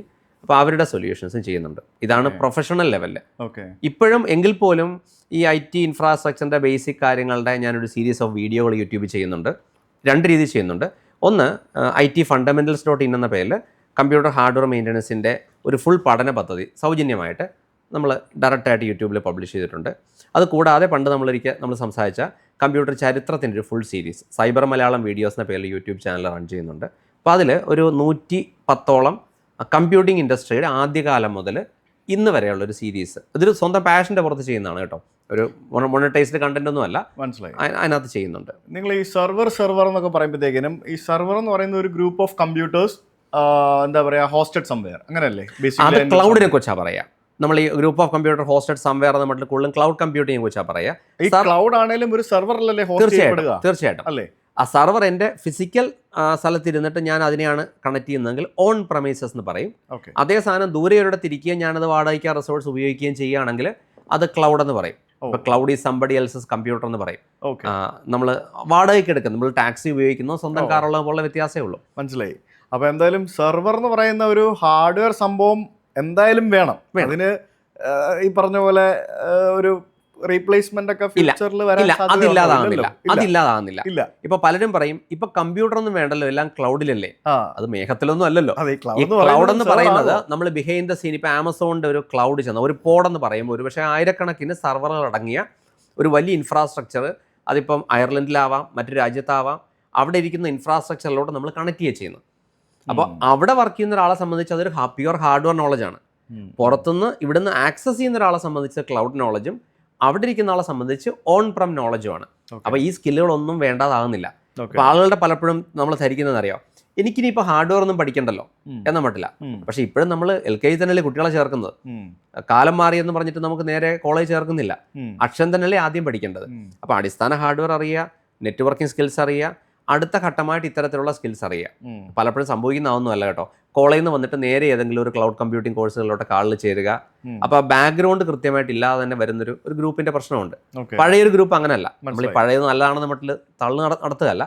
എങ്കിലും പഴയൊരു ഗ്രൂപ്പിന്റെ പ്രത്യേകത അവർ ആ ക്രമത്തിൽ പഠിച്ചു വന്നതിന്റെ ചില ബെനിഫിറ്റ്സ് ഉണ്ടാവുമെന്ന് കൂട്ടിക്കോ. മനസ്സിലായി. നമ്മളിപ്പോൾ ഈ ChatGPT ഒക്കെ വളരെ കോമൺ ആയിട്ട് വന്നപ്പോഴത്തേക്കിനും കഴിഞ്ഞ ദിവസം ഞാനൊരു ആർട്ടിക്കിൾ എവിടെയോ ഇങ്ങനെ കണ്ടാണ്. നമ്മൾ ഈ ChatGPT ഒരു ആൻസർ ചോദിച്ച് അത് ഉത്തരം തന്നു കഴിയുമ്പോഴത്തേക്കിനും നമ്മൾ താങ്ക് യു പറയുമ്പോഴത്തേക്കിനും എന്തോ അവിടെ സംഭവിക്കുന്നോ അത് ഭയങ്കര കോസ്റ്റ് അവർക്ക് ഉണ്ടാവുന്നു എന്നൊക്കെ പറഞ്ഞുകൊണ്ട് അങ്ങനെയൊക്കെ ഒരു സംഭവം ഉണ്ട്. അതെന്താണ് ബേസിക്കലി ഇതിനകത്തെ പരിപാടി? അതിനെപ്പറ്റി അറിയാം? ഇല്ല, അത് എൻ്റെ ഒരു മേഖലയല്ല. അവിടെ ഒരു താങ്ക് യു പറയുമ്പോൾ എന്തെങ്കിലും ഒരു അഡീഷണൽ ഒരു കമ്പ്യൂട്ടേഷണൽ പ്രോസസ് നടക്കുന്നുണ്ടാവണം. കാരണം ഈ ChatGPT ഒക്കെ ഉൾപ്പെടെയുള്ള ഏറ്റവും വലിയ കുഴപ്പങ്ങളിലൊന്ന്, കുഴപ്പമല്ല കേട്ടോ, ഹ്യൂജ് ആയിട്ടുള്ള ഗ്രാഫിക് പ്രോസസ്സിംഗ് യൂണിറ്റ് പവർ ഉപയോഗിക്കുന്നുണ്ട്. നമ്മൾ NVIDIA പോലെയുള്ള കമ്പനികളുടെ മാർക്കറ്റ് ഷെയർ വളർന്ന് കണ്ടിട്ടുണ്ടാവുമല്ലോ. പ്രത്യേകിച്ച് ChatGPTക്ക് പകരം OpenAI വന്നപ്പോൾ പെട്ടെന്ന് NVIDIAക്ക് ഉണ്ടായുള്ള പ്രശ്നങ്ങളൊക്കെ, സ്റ്റോക്ക് മാർക്കറ്റിൽ ഉണ്ടായ പ്രശ്നങ്ങളൊക്കെ, അതിന്റെ കാരണം ഇതിന്റെയൊക്കെ പുറകിൽ വൻതോതിൽ ഗ്രാഫിക് പ്രോസസ്സിംഗ് യൂണിറ്റ്, അത് ഗ്രാഫിക്സ് എന്ന് പറയുമ്പോൾ വീഡിയോയ്ക്ക് വേണ്ടി മാത്രമല്ല, ഇത്തരത്തിലുള്ള എല്ലാ ആപ്ലിക്കേഷനുകൾക്കും GPU പവർ ആവശ്യമുണ്ട്. ഈ GPU പവർ മേഖലയിൽ വളരെ സമർത്ഥമായിട്ട് വളരെ നേരത്തെ തന്നെ ഈ ഒരു കാര്യത്തിന് വേണ്ടി വർക്ക് ചെയ്തിരുന്ന കമ്പനിയാണ് NVIDIA. അപ്പോൾ NVIDIA പോലുള്ള കമ്പനികൾ അതിനകത്ത് പെട്ടെന്ന് വളർന്നു. നമുക്ക് ശ്രദ്ധിച്ചിട്ടുണ്ടാവും, ഇന്റലിനേക്കാൾ കൂടുതൽ വളർച്ചയൊക്കെ ഇവർക്കുണ്ടായ കാര്യങ്ങളിലൊന്നും ഇത്തരത്തിലുള്ള അൽഗരിതങ്ങൾക്ക് വേണ്ടി ഇവരുടെ പ്രോസസ്സർ ആവശ്യമുണ്ട്. അപ്പോൾ ഉറപ്പായിട്ടും നമ്മൾ ചെയ്യുന്ന എക്സ്ട്രാ ഓരോ ഇൻട്രാക്ഷൻസും അവർക്ക് പ്രോസസ്സിംഗ് പവർ എടുക്കുന്നുണ്ടാവും. പലപ്പോഴും നമുക്ക് കാശ് മുടക്കില്ലല്ലോ. അപ്പോൾ പെയ്ഡ് വെർഷൻ ഉണ്ടെങ്കിൽ പോലും ഒരു ശരാശരി കസ്റ്റമറെ സംബന്ധിച്ച് കാശ് മുടക്കില്ലാതെയാണ് ഈ ജെമിനി ആയാലും അല്ലെങ്കിൽ മറ്റെന്ത് തരത്തിലുള്ള AI ടൂളുകൾ നമ്മൾ ഉപയോഗിക്കുന്നത്. അത് ലാംഗ്വേജ് മോഡൽ ആവട്ടെ, അസിസ്റ്റന്റ് ആവട്ടെ. അപ്പോൾ നമുക്കിപ്പോൾ സിരി ഉപയോഗിക്കുമ്പോൾ നമ്മുടെ സ്വന്തം മെഷീൻ്റെ പ്രോസസ്സിംഗ് പവർ ഉപയോഗിക്കുന്നുള്ളൂ, ആപ്പിൾ സിസ്റ്റത്തിന്റെ പ്രോസസ്സിംഗ് പവർ ഉപയോഗിക്കുന്നുള്ളെങ്കിൽ ഒരു ഇത്തരത്തിലുള്ള ടൂള് റിമോട്ടായിട്ട് ക്ലൗഡ് കമ്പ്യൂട്ടിംഗ് ഉപകരണത്തിൻ്റെ ആണല്ലോ ഉപയോഗിക്കുക, ഉറപ്പായിട്ടും ഉണ്ടാവും. പക്ഷേ 100% ആധികാരികമായിട്ട് താങ്ക് യു എന്ന് പറയുമ്പോൾ അഡീഷണൽ പവർ ഉണ്ടോ എന്ന് പറയാൻ ഞാൻ ആളല്ല. ഓക്കെ. ഇതിങ്ങനെ നമ്മൾ ഓരോ തവണ ഓരോ ക്വറി കൊടുക്കുമ്പോഴും ഇത് ഇങ്ങനെ തിങ്ക് ചെയ്ത് പ്രോസസ് ചെയ്യാന്ന് പറയുന്നത് ഇതിന്റെ ബാക്ക് എൻഡിലെ സെർവറിൽ കൊടുക്കുന്ന ഒരു ലോഡാണ് ബേസിക്കലി. അവൻ അവിടെ നിന്നാണ് ഇത് ചെയ്യുന്നത്. ഇത് ചെയ്തിട്ട് ഇതിന്റെ ആൻസർ തരുന്നതും നമ്മൾ ഇമേജ് ഉണ്ടാക്കാൻ പറയുമ്പോൾ ഇമേജ് ഉണ്ടാക്കി നമുക്ക് മുടക്കൊന്നും ഇല്ലാത്തതുകൊണ്ട് നമ്മൾ ഇമേജ് ഉണ്ടായിക്കോളാൻ പറയും. അടുത്തത് പറയും, ചോദിക്കുകയും ചെയ്യും, ഞാൻ അത് ചെയ്യണോ, ഞാൻ ഇംഗ്ലീഷിൽ തരണോ, മലയാളി തരണോ എന്നൊക്കെ പറഞ്ഞുകൊണ്ട് ഇവൻ ഒന്ന് തന്നിട്ട് ഇവൻ വീണ്ടും ചോദിക്കുകയും ചെയ്യും, ഞാൻ അത് ചെയ്യണോ ഇത് ചെയ്യണോ എന്നൊക്കെ ചോദിക്കും. ഓവർ പീരീഡ് അത് ലേൺ ചെയ്യുന്നുണ്ടല്ലോ, അത് ലേൺ ചെയ്ത് നമ്മളെ മനസ്സിലാക്കുന്നുണ്ട്. അപ്പോൾ എന്നെ സംബന്ധിച്ചൊക്കെ ഞാൻ സ്ഥിരമായിട്ട് ലോഞ്ച് ചെയ്ത് ഉപയോഗിക്കുന്നതുകൊണ്ട് തന്നെ ഞാൻ എന്താണ് പ്ലാൻ ഇടുന്നതെന്ന് ഇപ്പോൾ ChatGPTക്ക് അറിയാം. അതനുസരിച്ച് സംസാരിക്കാൻ വേറെ പരിപാടികളൊക്കെ ഇപ്പം ബോബിറ്റ് പറഞ്ഞിട്ടാണ് എനിക്കത് മനസ്സിലായത്. ഞാൻ സേവ് ചെയ്ത് വെച്ചിട്ടുണ്ട്. അതായത് ഞാൻ സുജിത് ഭക്തൻ, ഞാൻ ഇന്ന ആളാണ്, എനിക്ക് ഇത്ര ഫോളോവേഴ്സ് ഉണ്ട്, ഇത് റെഗുലറായിട്ട് ഞാൻ എപ്പോഴെങ്കിലും ഇത് ഉപയോഗിക്കേണ്ടി വന്നാൽ നീ എൻ്റെ ഇന്റർനെറ്റിൽ നിന്നും ഇതിന്റെ റെഗുലർ അപ്ഡേറ്റഡ് ആയിട്ടുള്ള ഫോളോവർ കൗണ്ട് എടുത്ത് യൂസ് ചെയ്യണം. അങ്ങനെയുള്ള പല സംഭവങ്ങളും. എൻ്റെ പ്രൊഫൈൽ ഇതാണ്, ഞാൻ ഇത്ര രാജ്യങ്ങൾ പോയിട്ടുണ്ട് എന്നൊക്കെ പറഞ്ഞുകൊണ്ട് കംപ്ലീറ്റ് സാധനങ്ങളും ഡേറ്റ ഇൻപുട്ട് ചെയ്ത് കൊടുത്തിട്ട് ഞാനിപ്പോൾ നാളെ ഒരു സാധനം ഉണ്ടാക്കാൻ പറഞ്ഞു കഴിഞ്ഞാൽ ഇവൻ എൻ്റെ ഈ ഡേറ്റ ആനുപാതികമായിട്ട് ഇത് വെച്ചിട്ടായിരിക്കും ഇവൻ ഉണ്ടാക്കുന്നുണ്ട്. വളരെ ലളിതമായിട്ട് ഉണ്ടാക്കിയെടുക്കുന്നുണ്ട്. വളരെ സിമ്പിൾ. ഞാനിപ്പോൾ എൻ്റെ റെസ്യൂം ഉണ്ടാക്കാൻ പറഞ്ഞാൽ അത് ഞാൻ ആരാന്നതിന് വ്യക്തമായിട്ട് അറിയാം. അതെ. അപ്പോൾ കൃത്യമായിട്ട് ഞാൻ എന്ത് പാറ്റേണിലാണ്, ഏത് ഭാഷയാണ് ഞാൻ നോർമൽ ടൈപ്പ് ചെയ്യുമ്പോൾ ഉപയോഗിക്കുന്ന ഉൾപ്പെടെ തിരിച്ചറിഞ്ഞ് അതേ രീതിയിൽ തന്നെ ലെറ്ററുകൾ തയ്യാറാക്കി തരുന്നുണ്ട്. സംഭവമാണ്. ഒരു തരത്തിൽ പറഞ്ഞ ആൾ പറയും നമ്മൾ AI കൊണ്ട് ജോലി നഷ്ടപ്പെടുന്നു പറയും. അതിപ്പോൾ എല്ലാ കാലഘട്ടങ്ങളിലും ഓരോ പുതിയ ടെക്നോളജി വരുമ്പോൾ അതാത് സമയത്ത് ടെക്നോളജിയിൽ കമ്പ്യൂട്ടർ വരുമ്പോൾ ജോലി പോയി, ഓട്ടോറിക്ഷ വന്നപ്പോൾ സൈക്കിൾ റിക്ഷക്കാരുടെ ജോലി പോയെന്ന് പറഞ്ഞ പോലെ അത് ഇമ്പാക്റ്റഡ് ആകുന്ന നമുക്കായിട്ട് നമുക്ക് വിഷമം തോന്നും. പക്ഷേ അടുത്തൊരു ഘട്ടത്തിലേക്ക് നമ്മൾ നീങ്ങാന്ന് മാത്രമേ ഉള്ളൂ. അതിപ്പോൾ ഇപ്പോഴും ഞാൻ പറയുകയാണെങ്കിൽ യൂബർ ഓലയൊക്കെ വന്നപ്പോഴത്തേക്കിനും ടാക്സിക്കാർ പണി പോകുന്നു പറഞ്ഞ ആൾക്കാരുണ്ടായിരുന്നു. പക്ഷെ അതിനൊപ്പം അഡോപ്റ്റഡ് ആയവർ പണി കിട്ടാതെ ഇപ്പോഴും ഉബർ ഓല ഇല്ലാതെ ടാക്സി സ്റ്റാൻഡുകളിൽ പോയി കിടക്കുന്ന ആളുകളുണ്ട്. ഇനി ഉബർ ഓല ഉണ്ടെങ്കിൽ പോലും ഉബർ വഴി ഒരാൾ ബുക്ക് ചെയ്ത് കഴിഞ്ഞാൽ വണ്ടി കയറി കഴിഞ്ഞിട്ട് എത്രയാ കാണിച്ചേ, ചേട്ടാ ക്യാൻസൽ ചെയ്തു കേട്ടോ എന്ന് പറയുന്ന ആൾക്കാരുണ്ട്. പക്ഷെ അവർ ആ സിസ്റ്റത്തെയാണ് തകടം മറിക്കുന്നത്. അവരെ ബേസിക്കലി സഹായിച്ച ആ പ്ലാറ്റ്ഫോമിനെ അവർ തകടം മറിക്കുന്നത്. അതിപ്പോൾ ഏതിലും അത്ര നല്ല കാര്യമല്ല. അതിപ്പോൾ ഹോട്ടൽ ബുക്കിങ്ങിലാണെങ്കിലും അതെ, ഇത്തരത്തിൽ സിസ്റ്റത്തിലാണെങ്കിലും നമ്മൾ ആ സിസ്റ്റത്തെ തകടം മറിക്കാൻ ശ്രമിക്കരുത്. ഇപ്പോൾ യൂട്യൂബിലാണെങ്കിലും എൻ്റെ അഭിപ്രായം അതാണ്. ഇപ്പം യൂട്യൂബ് ഒരു പ്രീമിയം അടക്കമുള്ള സർവീസ് തരും. അപ്പോൾ പരസ്യമില്ലാതെ എങ്ങനെ യൂട്യൂബ് കാണാം എന്ന മട്ടിലേക്ക് നമ്മൾ ചർച്ച ചെയ്യുമ്പോൾ നമ്മൾ ആ സിസ്റ്റത്തെ തകടം മറിക്കുന്നു. ഒരു എക്കണോമിയെയും അതിൻ്റെ മോഡലിനെയാണ് തകടം മറിക്കാൻ ശ്രമിക്കുന്നത്. അതിനകത്ത് ആണ് നമ്മൾ ചില കൊച്ചു കൊച്ചു സൗകര്യങ്ങളാണ് നോക്കുക. പക്ഷേ ലോങ് റണ്ണിൽ ചിന്തിക്കുമ്പോൾ ഈ സിസ്റ്റമൊക്കെ നിലനിന്ന് പോകണമെങ്കിൽ സർവറുകൾ ആവശ്യമുണ്ട്, ഇൻഫ്രാസ്ട്രക്ചർ ആവശ്യമുണ്ട്, അതിൻ്റെ പുറകിൽ വലിയൊരു ഒരു മാൻ പവറും ടെക്നോളജി പവറും ഉണ്ട്. ഇതൊക്കെ നിലനിൽക്കണ്ടേ? ഇതിന് വെറുതെ റൺ ചെയ്യില്ലല്ലോ, ഇതൊക്കെ കാശ് വേണ്ടേ? ശരിക്കും എന്നാലും ഇപ്പൊ പരസ്യമില്ലാതെ യൂട്യൂബിൽ എല്ലാവരും കാണാൻ നോക്കിക്കഴിഞ്ഞാൽ യൂട്യൂബിൽ വീഡിയോ ഇടുന്ന ആൾക്കാർക്ക് വരുമാനം കിട്ടില്ല, യൂട്യൂബിൽ പുതിയ കണ്ടന്റുകൾ വരില്ല അല്ലേ?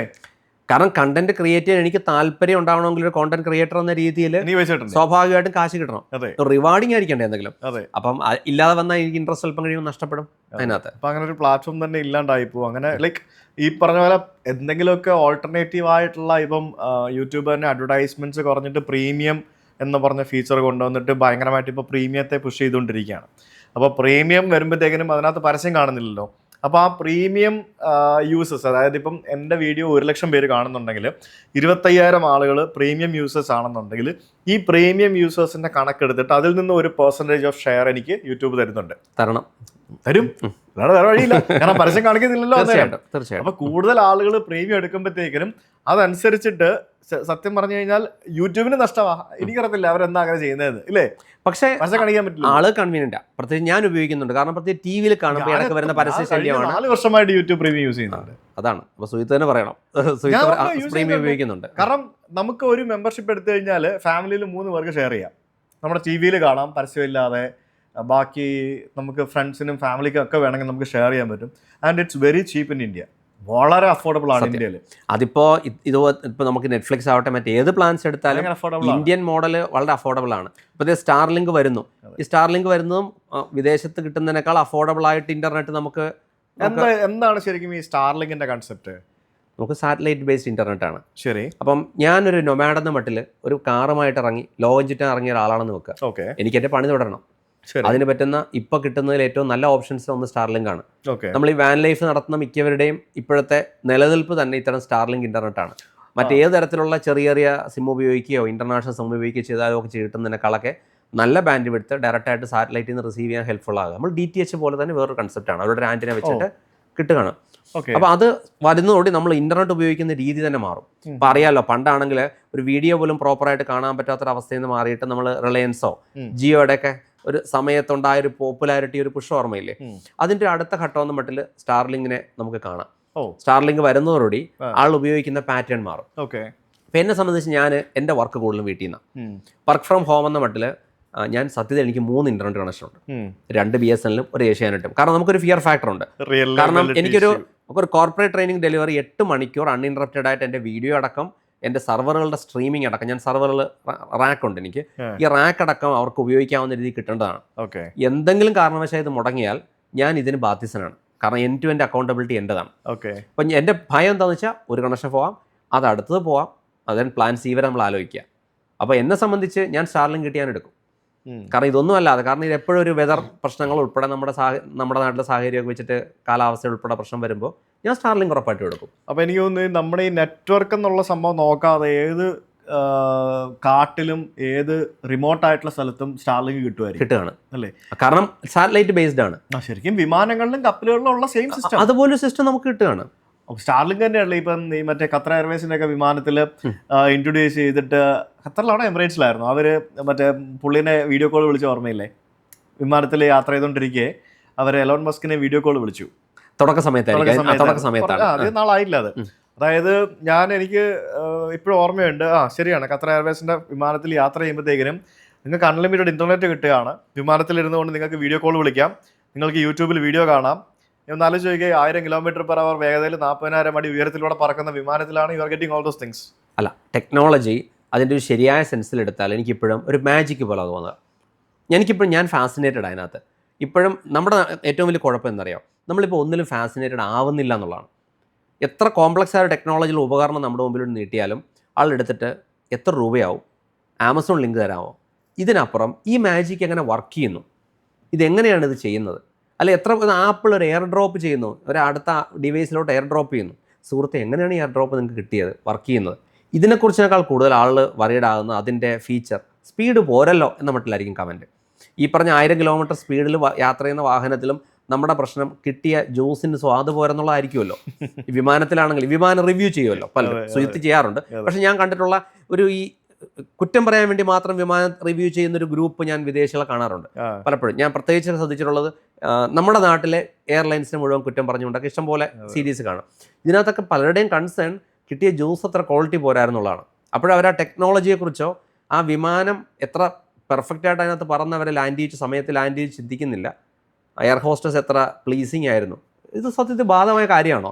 നിങ്ങൾക്ക് എയർ ഹോസ്റ്റസ് എത്ര സന്തോഷമായിട്ട് നിങ്ങളോട് പെരുമാറി എന്നുള്ളതൊക്കെ ഒരു ബാധകമുള്ള കാര്യമാണ്. ചെറിയ തോതിൽ അത് ശരിക്കും ഒരു ഫാക്ടറാണ്. അതിനെപ്പറ്റി പറഞ്ഞു, ഇത് നമ്മുടെ ടോപ്പിക് അല്ലാന്നുണ്ടെങ്കിലും പറയാം. എയർ നമ്മളൊരു വിമാനത്തിൽ യാത്ര ചെയ്യുമ്പോഴത്തേക്കും ആ വിമാനത്തിൽ റെഗുലറായിട്ട് പോകുന്ന ആൾക്കാർക്ക് എനിക്കിത് എത്രത്തോളം വരുന്നുണ്ടെന്ന് എനിക്കറിയില്ല. ഡൊമസ്റ്റിക്കലി ഇപ്പോൾ നമ്മൾ കൊച്ചിയിൽ നിന്ന് ബാംഗ്ലൂർ പോകുന്ന പോലല്ലല്ലോ പല യാത്രകളും പല പർപ്പസ് ആയിരിക്കും. ഫോർ എക്സാമ്പിൾ, നിങ്ങൾ സിംഗപ്പൂർ ജോലി ചെയ്യുന്ന ഒരാളാണ്, നിങ്ങൾ വർഷത്തിലൊരിക്കലായിരിക്കും നാട്ടിലേക്ക് വരുന്നത്. ആ നാട്ടിലേക്ക് വരുമ്പോഴത്തേക്കിനും നിങ്ങളുടെ ആഗ്രഹമായിരിക്കും നല്ല രീതിയിൽ കംഫർട്ടബിൾ ആയിട്ട് യാത്ര ചെയ്യാന്നുള്ളത്. അപ്പോൾ നിങ്ങൾ എയർ ഏഷ്യ ഉണ്ടെങ്കിൽ നിങ്ങൾ സിംഗപ്പൂർ എയർലൈൻസ് എടുത്തു. സിംഗപ്പൂർ എയർലൈൻസ് നിങ്ങൾ എടുത്തത് കുറച്ചുകൂടെ പ്രീമിയം ആയതുകൊണ്ടാണ്. ഇവിടുന്ന് എമിറേറ്റ്സ് എടുത്തിട്ട് ദുബായിക്ക് പോകുന്ന പോലെ എയർ അറേബ്യ ഉണ്ട്, എയർ ഇന്ത്യ എക്സ്പ്രസ് ഉണ്ട്. എന്നാൽ എമിറേറ്റ്സ് എടുത്ത് ദുബായിക്ക് പോകുന്ന എന്തിനാ? For getting A better comfort. നിങ്ങൾ വല്ലപ്പോഴും പോകുന്ന ഒരാളായിരിക്കും. അപ്പോൾ വരുന്ന വഴിക്ക് നിങ്ങൾക്ക് ഫുഡ് കിട്ടിയില്ല, അല്ലെങ്കിൽ ഫുഡ് കിട്ടിയത് കൊള്ളൂലായിരുന്നു, ഇല്ലെങ്കിൽ നിങ്ങളോട് അവരല്പം റൂഡായിട്ട് പെരുമാറി എന്നൊക്കെ പറയുമ്പോൾ ആ ഒരു ഹോളിഡേ മൂഡ് തന്നെ അവിടെ നഷ്ടപ്പെടുകയാണ്. ചിലപ്പോൾ അങ്ങനെ ഒരു അവസ്ഥ വരും. ഇവർ ചെറിയ പൈസ ഒന്നല്ല വാങ്ങുന്നത്, ചെറിയ 10-15,000 നമ്മൾ പ്രീമിയം അഡീഷണൽ എമൗണ്ട് കൊടുത്തു കഴിയുമ്പോൾ നമ്മൾ പ്രതീക്ഷിക്കും. എയർ ഇന്ത്യ എക്സ്പ്രസിലോ അല്ലെങ്കിൽ ഇൻഡിഗോ എയർലൈൻസ് യാത്ര ചെയ്തിട്ട് കാര്യമില്ല. നമ്മൾ കയറി വരുമ്പോൾ ഒരു വെൽക്കം, അതൊക്കെ എക്സ്പെക്ട് ചെയ്യും ആളുകൾ. അത് അങ്ങനെയാണ് എയർലൈൻ ഇൻഡസ്ട്രി എന്ന് പറയുന്നത്. ശരിക്കും പറഞ്ഞു കഴിഞ്ഞാൽ ഈ ഹോട്ടൽ ഇൻഡസ്ട്രി പോലെ തന്നെയാണ്. മനസ്സിലായി? അതെന്താണെന്നറിയാം, ഞാൻ അതിനെ ഒരു പ്യുവർ ടെക്നിക്കൽ പെർസ്പെക്റ്റീവിലേക്ക് കാണാറുള്ളൂ. ഇപ്പൊ എന്നെ സംബന്ധിച്ച് അവരുടെ ഹോസ്പിറ്റാലിറ്റി, കാരണം ഞാൻ അതിനെ ഒരു ഹോസ്പിറ്റാലിറ്റി ബിസിനസ് ആയിട്ട് കണക്കൂടുന്നില്ല. എന്നെ സംബന്ധിച്ച് അതൊരു ട്രാൻസ്പോർട്ടേഷൻ മീഡിയ ആണ്. I am still wondering about how. ഇപ്പൊ നമ്മൾ ഈ ബെർണോളിസ് തിയറൊക്കെ കോളേജ് പഠിച്ചെങ്കിൽ പോലും ഈ വിമാനം ഇത്രയും വലിയ ഇരുമ്പുകളിൽ പറക്കുന്ന എനിക്കിപ്പോഴും സന്തോഷം, അത്ഭുതം തരുന്ന കാര്യം. So I will be wondering, like അവിടെ നിന്ന് താഴോട്ട് നോക്കിയിട്ട് കുറച്ച് സ്പെസിഫിക് ആയിട്ട് പറഞ്ഞാലേ, നമ്മൾ വിമാനത്തിൽ നിന്ന് താഴോട്ട് നോക്കാൻ നമ്മൾ കൂടുതൽ ഹമ്പിൾ ആകുക ചെയ്യേണ്ടത്. നമ്മൾ വളരെ ചെറിയൊരു നമ്മളെ കാണാൻ പോലും ഇല്ല, ബിൽഡിങ്ങുകൾ കാണാനില്ല, അത്രയും ചെറിയൊരു തരിയാണ് നമ്മളത് തിരിച്ചറിവിലാണ്. ഞാൻ വളരെ ഹമ്പിളായിട്ട് യാത്ര ചെയ്യുന്നു. വിമാനത്തിൽ നിന്ന് വിൻഡോ സീറ്റിൽ നിന്ന് താഴോട്ട് നോക്കുമ്പോൾ ഐ ബിക്കം ഹമ്പിൾ. അതാണ് സത്യം. അപ്പം അതുകൊണ്ട് തന്നെ എനിക്ക് ഇവരുടെ ഹോസ്പിറ്റാലിറ്റി എന്നെ ബാധിക്കാറില്ല. പിന്നെ ഞാൻ ഈ പറഞ്ഞ പോലെ ഭയങ്കര പ്രീമിയം, കാരണം എൻ്റെ കൂടുതലും ബിസിനസ് യാത്രകളാണ്, പ്യുവർ ടെക്നോളജി സംബന്ധമായ യാത്രകളായതുകൊണ്ട് അങ്ങനൊരു വലിയ ക്രീച്ചർ കംഫർട്ടിലേക്ക് പോകേണ്ട വരില്ല. ക്യാറ്റൽ ക്ലാസ് എന്ന് പറയാവുന്ന യാത്രകൾ തന്നെ ഞാൻ നടത്തുന്നത്. അതുകൊണ്ട് കുഴപ്പമില്ല. നമ്മൾ ടെക്നോളജിയിൽ നിന്ന് വിമാനത്തിലേക്ക് തിരിഞ്ഞു പോയത്. നമ്മൾ ക്ലൗഡ് കമ്പ്യൂട്ടിംഗ് കുറിച്ച് പറഞ്ഞപ്പോഴാണെന്ന് തോന്നുന്നു മേഘത്തിലൂടെ കയറി വിമാനത്തിൽ എത്തിയെന്ന് തോന്നുന്നു. അപ്പൊ ഇത് ഒരു ഫാക്ടറാണ്. വിമാനത്തിന്റെ സംഭവം ഒരു ഫാക്ടറാണ്. വിമാനത്തിന്റെ ടെക്നോളജിയെ പറ്റി പറയുകയാണെങ്കിൽ അത് വേറെ തന്നെ ടെക്നോളജികളാണ്. നമ്മൾ ആ ടോപ്പിക് അല്ലാത്തതുകൊണ്ട് നമുക്ക് അതിനെപ്പറ്റി സംസാരിക്കേണ്ട. പക്ഷേ നമ്മൾ വന്നത് ഇന്റർനെറ്റ് അങ്ങനെയാണ് നമ്മൾ സ്റ്റാർലിങ്ങിനെ കുറിച്ച് പറഞ്ഞു. സ്റ്റാർലിങ്ക് എലോൺ മസ്ക് വന്നപ്പോഴാണ് നമ്മൾ വിമാനത്തിലേക്ക് വരുന്നത്. ഞാൻ എപ്പോഴും എനിക്ക് ഓർമ്മയുണ്ട്, ഞാനൊരു 5 വർഷം മുമ്പ് റോയൽ കരീബിയന്റെ ഒരു ക്രൂസ് ട്രിപ്പില് ഞാൻ ഒരു യാത്രയ്ക്ക് പോയിരുന്നു. സിംഗപ്പൂരിൽ നിന്ന് തായ്ലൻഡിലേക്ക് ഒരു 5-6 ദിവസം തന്നെയായിരുന്നു. ആ സമയത്ത് അൺലിമിറ്റഡ് ഇന്റർനെറ്റ് പാക്കേജ് കണ്ട് ഒരു $100 $150 കണ്ട് കൊടുത്ത് 3 ദിവസത്തേക്ക് എടുക്കുകയാണ്. ആ കപ്പലിൽ നടുക്കടലിൽ വെച്ചിട്ട് എനിക്ക് വീഡിയോ അപ്ലോഡ് ചെയ്യാൻ പറ്റുന്നുണ്ടായിരുന്നു. ഞാൻ എത്ര 5 വർഷം മുമ്പാണേ വീഡിയോ അപ്ലോഡ് ചെയ്യാൻ പറ്റുന്നുണ്ടായിരുന്നു. ഈ പല സ്ഥലങ്ങളിലും ഇതുപോലെയുള്ള ഈ ഇന്റർനെറ്റിന്റെ അവൈലബിലിറ്റി എന്ന് പറയുന്നത് ഭയങ്കര വലിയ കാര്യമാണ്. ഇപ്പോൾ ഈ DTH എന്നൊക്കെ പറയുന്ന പോലെയുള്ള സിസ്റ്റംസ് നമുക്ക് ഡിഷ് വെച്ചിട്ട് അക്യൂർ ചെയ്യുന്ന പോലെ തന്നെ നാളെ നമ്മുടെ ഐഫോണിലും ഈ പറഞ്ഞ പോലെ ഡയറക്റ്റ് സാറ്റലൈറ്റിൽ നിന്ന് നമുക്ക് സിഗ്നൽ പിടിക്കാം എന്നുള്ളൊരു സിസ്റ്റം ഒക്കെ വരുമായിരിക്കാം. അങ്ങനെ ഓൾറെഡി ഉണ്ട്. സാങ്കേതികമായിട്ട് iPhone is ready for that. ആണല്ലേ? ഞാനത് കൂടുതൽ വായിച്ചിട്ടില്ല, പക്ഷേ രാജ്യങ്ങളെ സ്പെസിഫിക്കലി നിയന്ത്രണമുണ്ട്. പലപ്പോഴും അത് ഇറ്റ്സ് റെഡി ഫോർ ദാറ്റ്. എനിക്ക് 100% ഇല്ല, ആധികാരികമായിട്ട് ഇപ്പൊ ഞാൻ പറയുന്നില്ല, കാരണം നമുക്ക് നോക്കണം. നോക്കിയിട്ട് അങ്ങനെയൊക്കെ വന്നാൽ പിന്നെ പൊളിച്ചില്ലേ, തകർത്തില്ലേ? അല്ല, ആക്ച്വലി ഇപ്പൊ ഞാൻ എൻ്റെ കോളേജിലെ പ്രോജക്റ്റ് 90s ഇറിഡിയം ആയിരുന്നു എൻ്റെ പ്രോജക്റ്റ്. ഇറിഡിയം സാറ്റലൈറ്റ് ഫോൺ എന്ന സാധനം ഉണ്ടല്ലോ. അപ്പോൾ ഞാൻ ഈ പ്രോജക്റ്റ് നമ്മൾ കോളേജ് പ്രോജക്റ്റ് അവതരിപ്പിക്കുമല്ലോ. ഇപ്പോഴത്തെ കാലത്ത് സൗകര്യങ്ങൾ കൂടുതലുണ്ട്. ഞാൻ 95 സമയത്താണ് കോളേജിൽ ഈ സാറ്റലൈറ്റ് ഫോൺ എന്ന ഇറിഡിയം പ്രോജക്റ്റിനെ കുറിച്ച് അവതരിപ്പിക്കുന്നത്. അപ്പോൾ ആ ഇരിക്കുന്ന ഓഡിയൻസിനോ അധ്യാപകർക്കും ഒരു ചെറിയൊരു പ്രശ്നമുണ്ട്. മൊബൈൽ ഫോൺ പോപ്പുലർ ആയിട്ടില്ല. അന്ന് പേജർ മാത്രമേ ഉള്ളൂ. പേജറും ഞാൻ കണ്ടിട്ട് പോലും ഇല്ല, ഞാനും പേജർ കണ്ടിട്ടില്ല. കാരണം വളരെ ലിമിറ്റഡ് ക്രീമി എന്ന് പറയാവുന്ന ഗ്രൂപ്പിൽ മാത്രമേ പേജർ ഉള്ളൂ. ഞാനും പേജർ കണ്ടിട്ടൊന്നുമില്ല, കേട്ടിട്ടുണ്ട്. ആ ഒരു സമയത്താണ് ഞാൻ ഈ സാറ്റലൈറ്റ് ഫോൺ എന്ന കൺസെപ്റ്റിനെ കുറിച്ചുള്ള ഒരു സ്ലൈഡ് ബേസ്ഡ് ആയ ഒരു സെഷനൊക്കെ അവതരിപ്പിക്കുന്നത്. അപ്പോൾ ഞാൻ കുറച്ച് വായിച്ച് കിട്ടിയ അറിവ് മാത്രമേ ഉള്ളൂ, കാരണം വായന മാത്രമേ നമുക്ക് അന്ന് വഴിയുള്ളൂ, ഇൻ്റർനെറ്റ് ഇല്ലല്ലോ എന്തായാലും നമുക്ക്. അപ്പോൾ അതുകൊണ്ട് എനിക്ക് അന്നും ഈ ഇറിഡിയം എന്ന കൺസെപ്റ്റും ഈ മോട്ടറോള വിട്ട വിക്ഷേപിച്ച സാറ്റലൈറ്റുകളെ കുറിച്ചും ഡയറക്റ്റ് നമ്മൾ പിന്നീട് സാറ്റലൈറ്റ് ഫോണുകൾ ഇപ്പോൾ പുതിയ മറ്റേ എമ്പുരാൻ പടത്തിലാണെങ്കിൽ പോലും സാറ്റലൈറ്റ് ഫോണുകളുടെ ഉപയോഗം കാണുമ്പോൾ ആളുകൾക്ക് ഡയറക്റ്റ് സാറ്റലൈറ്റ് ഫോൺ ലീഗലി ഇന്ത്യയിൽ ബാൻഡ് അല്ലേ, കൊണ്ടുവരാൻ പറ്റില്ലല്ലോ. അങ്ങനെയല്ല, സാറ്റലൈറ്റ് ഫോണുകൾ അത് ഞാൻ നിയമവശം അറിയില്ല. സാറ്റലൈറ്റ് ഫോൺ ഇന്ത്യയിലേക്ക് കൊണ്ടുവരാൻ പറ്റില്ല ഇവിടെ. അല്ല, അതുണ്ടാവും. അല്ല, അതുണ്ടാവും. കാരണം ഫ്രീക്വൻസി സ്പെക്ട്രത്തിന് ഉപയോഗിച്ച് കർശനമായ നിയന്ത്രണങ്ങൾ ഉണ്ടാവും. അതിനകത്ത് ചിലപ്പോൾ നമ്മൾ ഡോക്യുമെന്റ് ചെയ്യേണ്ടി വരാം കാര്യങ്ങൾ. ഞാൻ പറഞ്ഞത് ആ satellite phone technology mobile phone ഇവിടെ പോപ്പുലർ ആകുന്നതിന് മുമ്പ് തന്നെ സാറ്റലൈറ്റ് ഫോൺ ഉണ്ട് ഗ്ലോബലി. അതുണ്ട്. പക്ഷേ അതൊരിക്കലും ഒരു മെയിൻ സ്ട്രീം ആയില്ല. കാരണം ആവത്തില്ല. കാരണം അത്രയും ചിലവ് അതിനകത്ത് ഉണ്ടായിരുന്നു. ആ സാറ്റലൈറ്റ് ഫോണിന് ഉണ്ടായിരുന്ന ചിലവ് അത്രയും ഉണ്ടായിരുന്നു. ഇപ്പം ഇത്രയും വലിയ ആൻറ്റിന ഇല്ലാത്ത ചെറിയ ടെക്നോളജി, ഞാൻ പറഞ്ഞ ഐഫോണിലേക്ക് ഉൾപ്പെടെ വരാവുന്ന രീതിയിലേക്ക് അത് വളരുന്നുണ്ട്.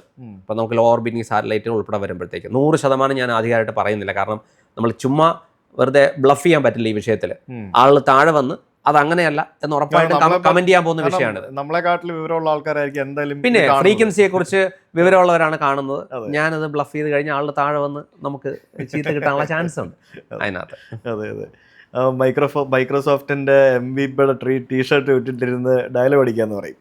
അല്ലല്ല, MVP എന്ന് വെച്ചാൽ ബേസിക്കലി അതൊരു അവാർഡ് പ്രോഗ്രാമാണ്. ആള് ഉള്ള കാര്യം പറയാമല്ലോ, ആള് നമ്മുടെ ഒരു ടെക്നോളജിയുടെ കഴിവിന്റെ ഭാഗമായിട്ട് തെറ്റിദ്ധരിക്കുന്നതാണ് ഈ most value professional award. MVP ആ പ്രോഗ്രാം ഒറിജിനലി നിങ്ങൾ ടെക്നിക്കലി ഭയങ്കര കോമ്പിറ്റൻ്റ് ആണെന്നൊന്നും അല്ല ഒരു അവാർഡ് തരുന്നത്. നിങ്ങളുടെ ടെക്നോളജി പൊതുജനത്തിന് വേണ്ടിയോ ഒരു കോമൺ മാന് വേണ്ടിയോ എന്ത് തിരിച്ച് കൊടുക്കുന്നു എന്നുള്ളതാണ് അവാർഡിൻ്റെ ഒരു പോയിന്റ്. കാരണം ഞാനിപ്പോൾ ഒരു ട്രെയിനിങ് ഒഫീഷ്യലി ഞാൻ കാശ് മേടിച്ചിട്ട് കോളേജിലോ ഒരു കമ്പനിക്ക് വേണ്ടി എടുക്കുന്ന ട്രെയിനിങ് അതെൻ്റെ ബിസിനസ്സാണ്. അതൊരു അവാർഡ് പ്രോഗ്രാമിൽ മൈക്രോസോഫ്റ്റ് പരിഗണിക്കില്ല. മൈക്രോസോഫ്റ്റ് മാത്രമല്ല, ഇത്ര ഈ ഫീൽഡിൽ എല്ലായിടത്തും എല്ലാ കമ്പനികൾക്കും ഇത്തരത്തിലുള്ള ചാമ്പ്യൻ പ്രോഗ്രാംസ് ഉണ്ട് കേട്ടോ. IBMന് ചാമ്പ്യൻ പ്രോഗ്രാം ഉണ്ട്, VMwareന് ചാമ്പ്യൻ പ്രോഗ്രാമുണ്ട്, അതായത് ടെക്നോളജി എക്സ്പെർട്ട് V-എക്സ്പെർട്ട് പ്രോഗ്രാമുണ്ട്. അതുപോലെ ഒന്ന് മാത്രമാണ് മൈക്രോസോഫ്റ്റിൻ്റെ MVP. പലപ്പോഴും മോസ്റ്റ് വാല്യൂ പ്രൊഫഷണൽ എന്ന് കേൾക്കുമ്പോഴത്തേക്ക് ആളുകൾക്ക് കൊള്ളാമല്ലോ എന്ന മട്ടിലേക്ക് തോന്നും. പക്ഷേ അത് ഉള്ള കാര്യം പറഞ്ഞാൽ അത് അവാർഡ് പ്രോഗ്രാമാണ്, സർട്ടിഫിക്കേഷൻ ഒന്നും അല്ല, നമ്മുടെ സ്കിൽസ് ബേസ്ഡ് അല്ല, നമ്മുടെ technology contribution to the community, to the society. അപ്പോൾ ഇത് ഈ ഗീവ് ബാക്ക് എന്നുള്ള ഒരു സ്വാഭാവികമായിട്ട് വരുന്നതാണ്.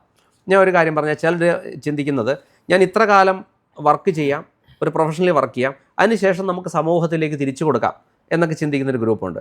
അത് നടക്കത്തൊന്നുമില്ല. അങ്ങനെയുള്ളവരായി റിട്ടയർ ചെയ്ത് കഴിഞ്ഞിട്ട് നമുക്ക് രാഷ്ട്രീയത്തിൽ ഇറങ്ങി നാടിനെ സേവിക്കാമെന്നൊക്കെ വിചാരിക്കുന്നൊരു ഗ്രൂപ്പുണ്ടല്ലോ. ഞാൻ ഇത്ര കാലം ഉദ്യോഗത്തിൽ ഇരിക്കാം, അതിനുശേഷം നമുക്ക് ഇറങ്ങി, അതൊന്നും പ്രാക്ടിക്കലി എളുപ്പമല്ല. നമുക്കൊരു ഗീവ് ബാക്ക് കൺസെപ്റ്റ് ഉണ്ടെങ്കിൽ നമുക്ക് തുടക്കത്തിലേ ഇപ്പം എനിക്കറിയാവുന്ന അറിവിൽ നിന്ന് കുറച്ച് കാര്യങ്ങൾ നമുക്ക് അതിനകത്ത് കൊടുക്കാം. ഇപ്പോൾ ഹാർഡ്വെയർ സീരീസിൻ്റെ ആ ഫ്രീ വീഡിയോ സീരീസ് ചെയ്യുന്നതും ഉൾപ്പെടെയുള്ള അപ്ലോഡിങ്ങും, ഞാൻ ഈ സൈബർ മലയാളം വീഡിയോസ് ചെയ്യുന്ന അപ്ലോഡിങ് ഉൾപ്പെടെയുള്ള ചെയ്യുന്നത് കിട്ടുമ്പോൾ നമുക്കൊരു സാറ്റിസ്ഫാക്ഷൻ ഉണ്ട്. ഇപ്പോൾ ഓരോരുത്തർക്കും ഓരോ പ്രൊഫഷൻ ഉണ്ട് കേട്ടോ. സുജിത്തിനെ സംബന്ധിച്ച് സുജിത്തിൻ്റെ പ്രൈമറി ജോബാണത്, എന്നെ സംബന്ധിച്ച് പ്രൈമറി ജോബ് അല്ല.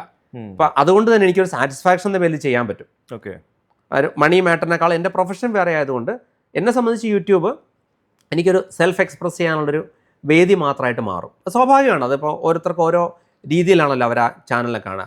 അപ്പോഴും അതിനകത്ത് എനിക്കൊരു ബിസിനസ് ഫാക്ടർ ഉണ്ട്.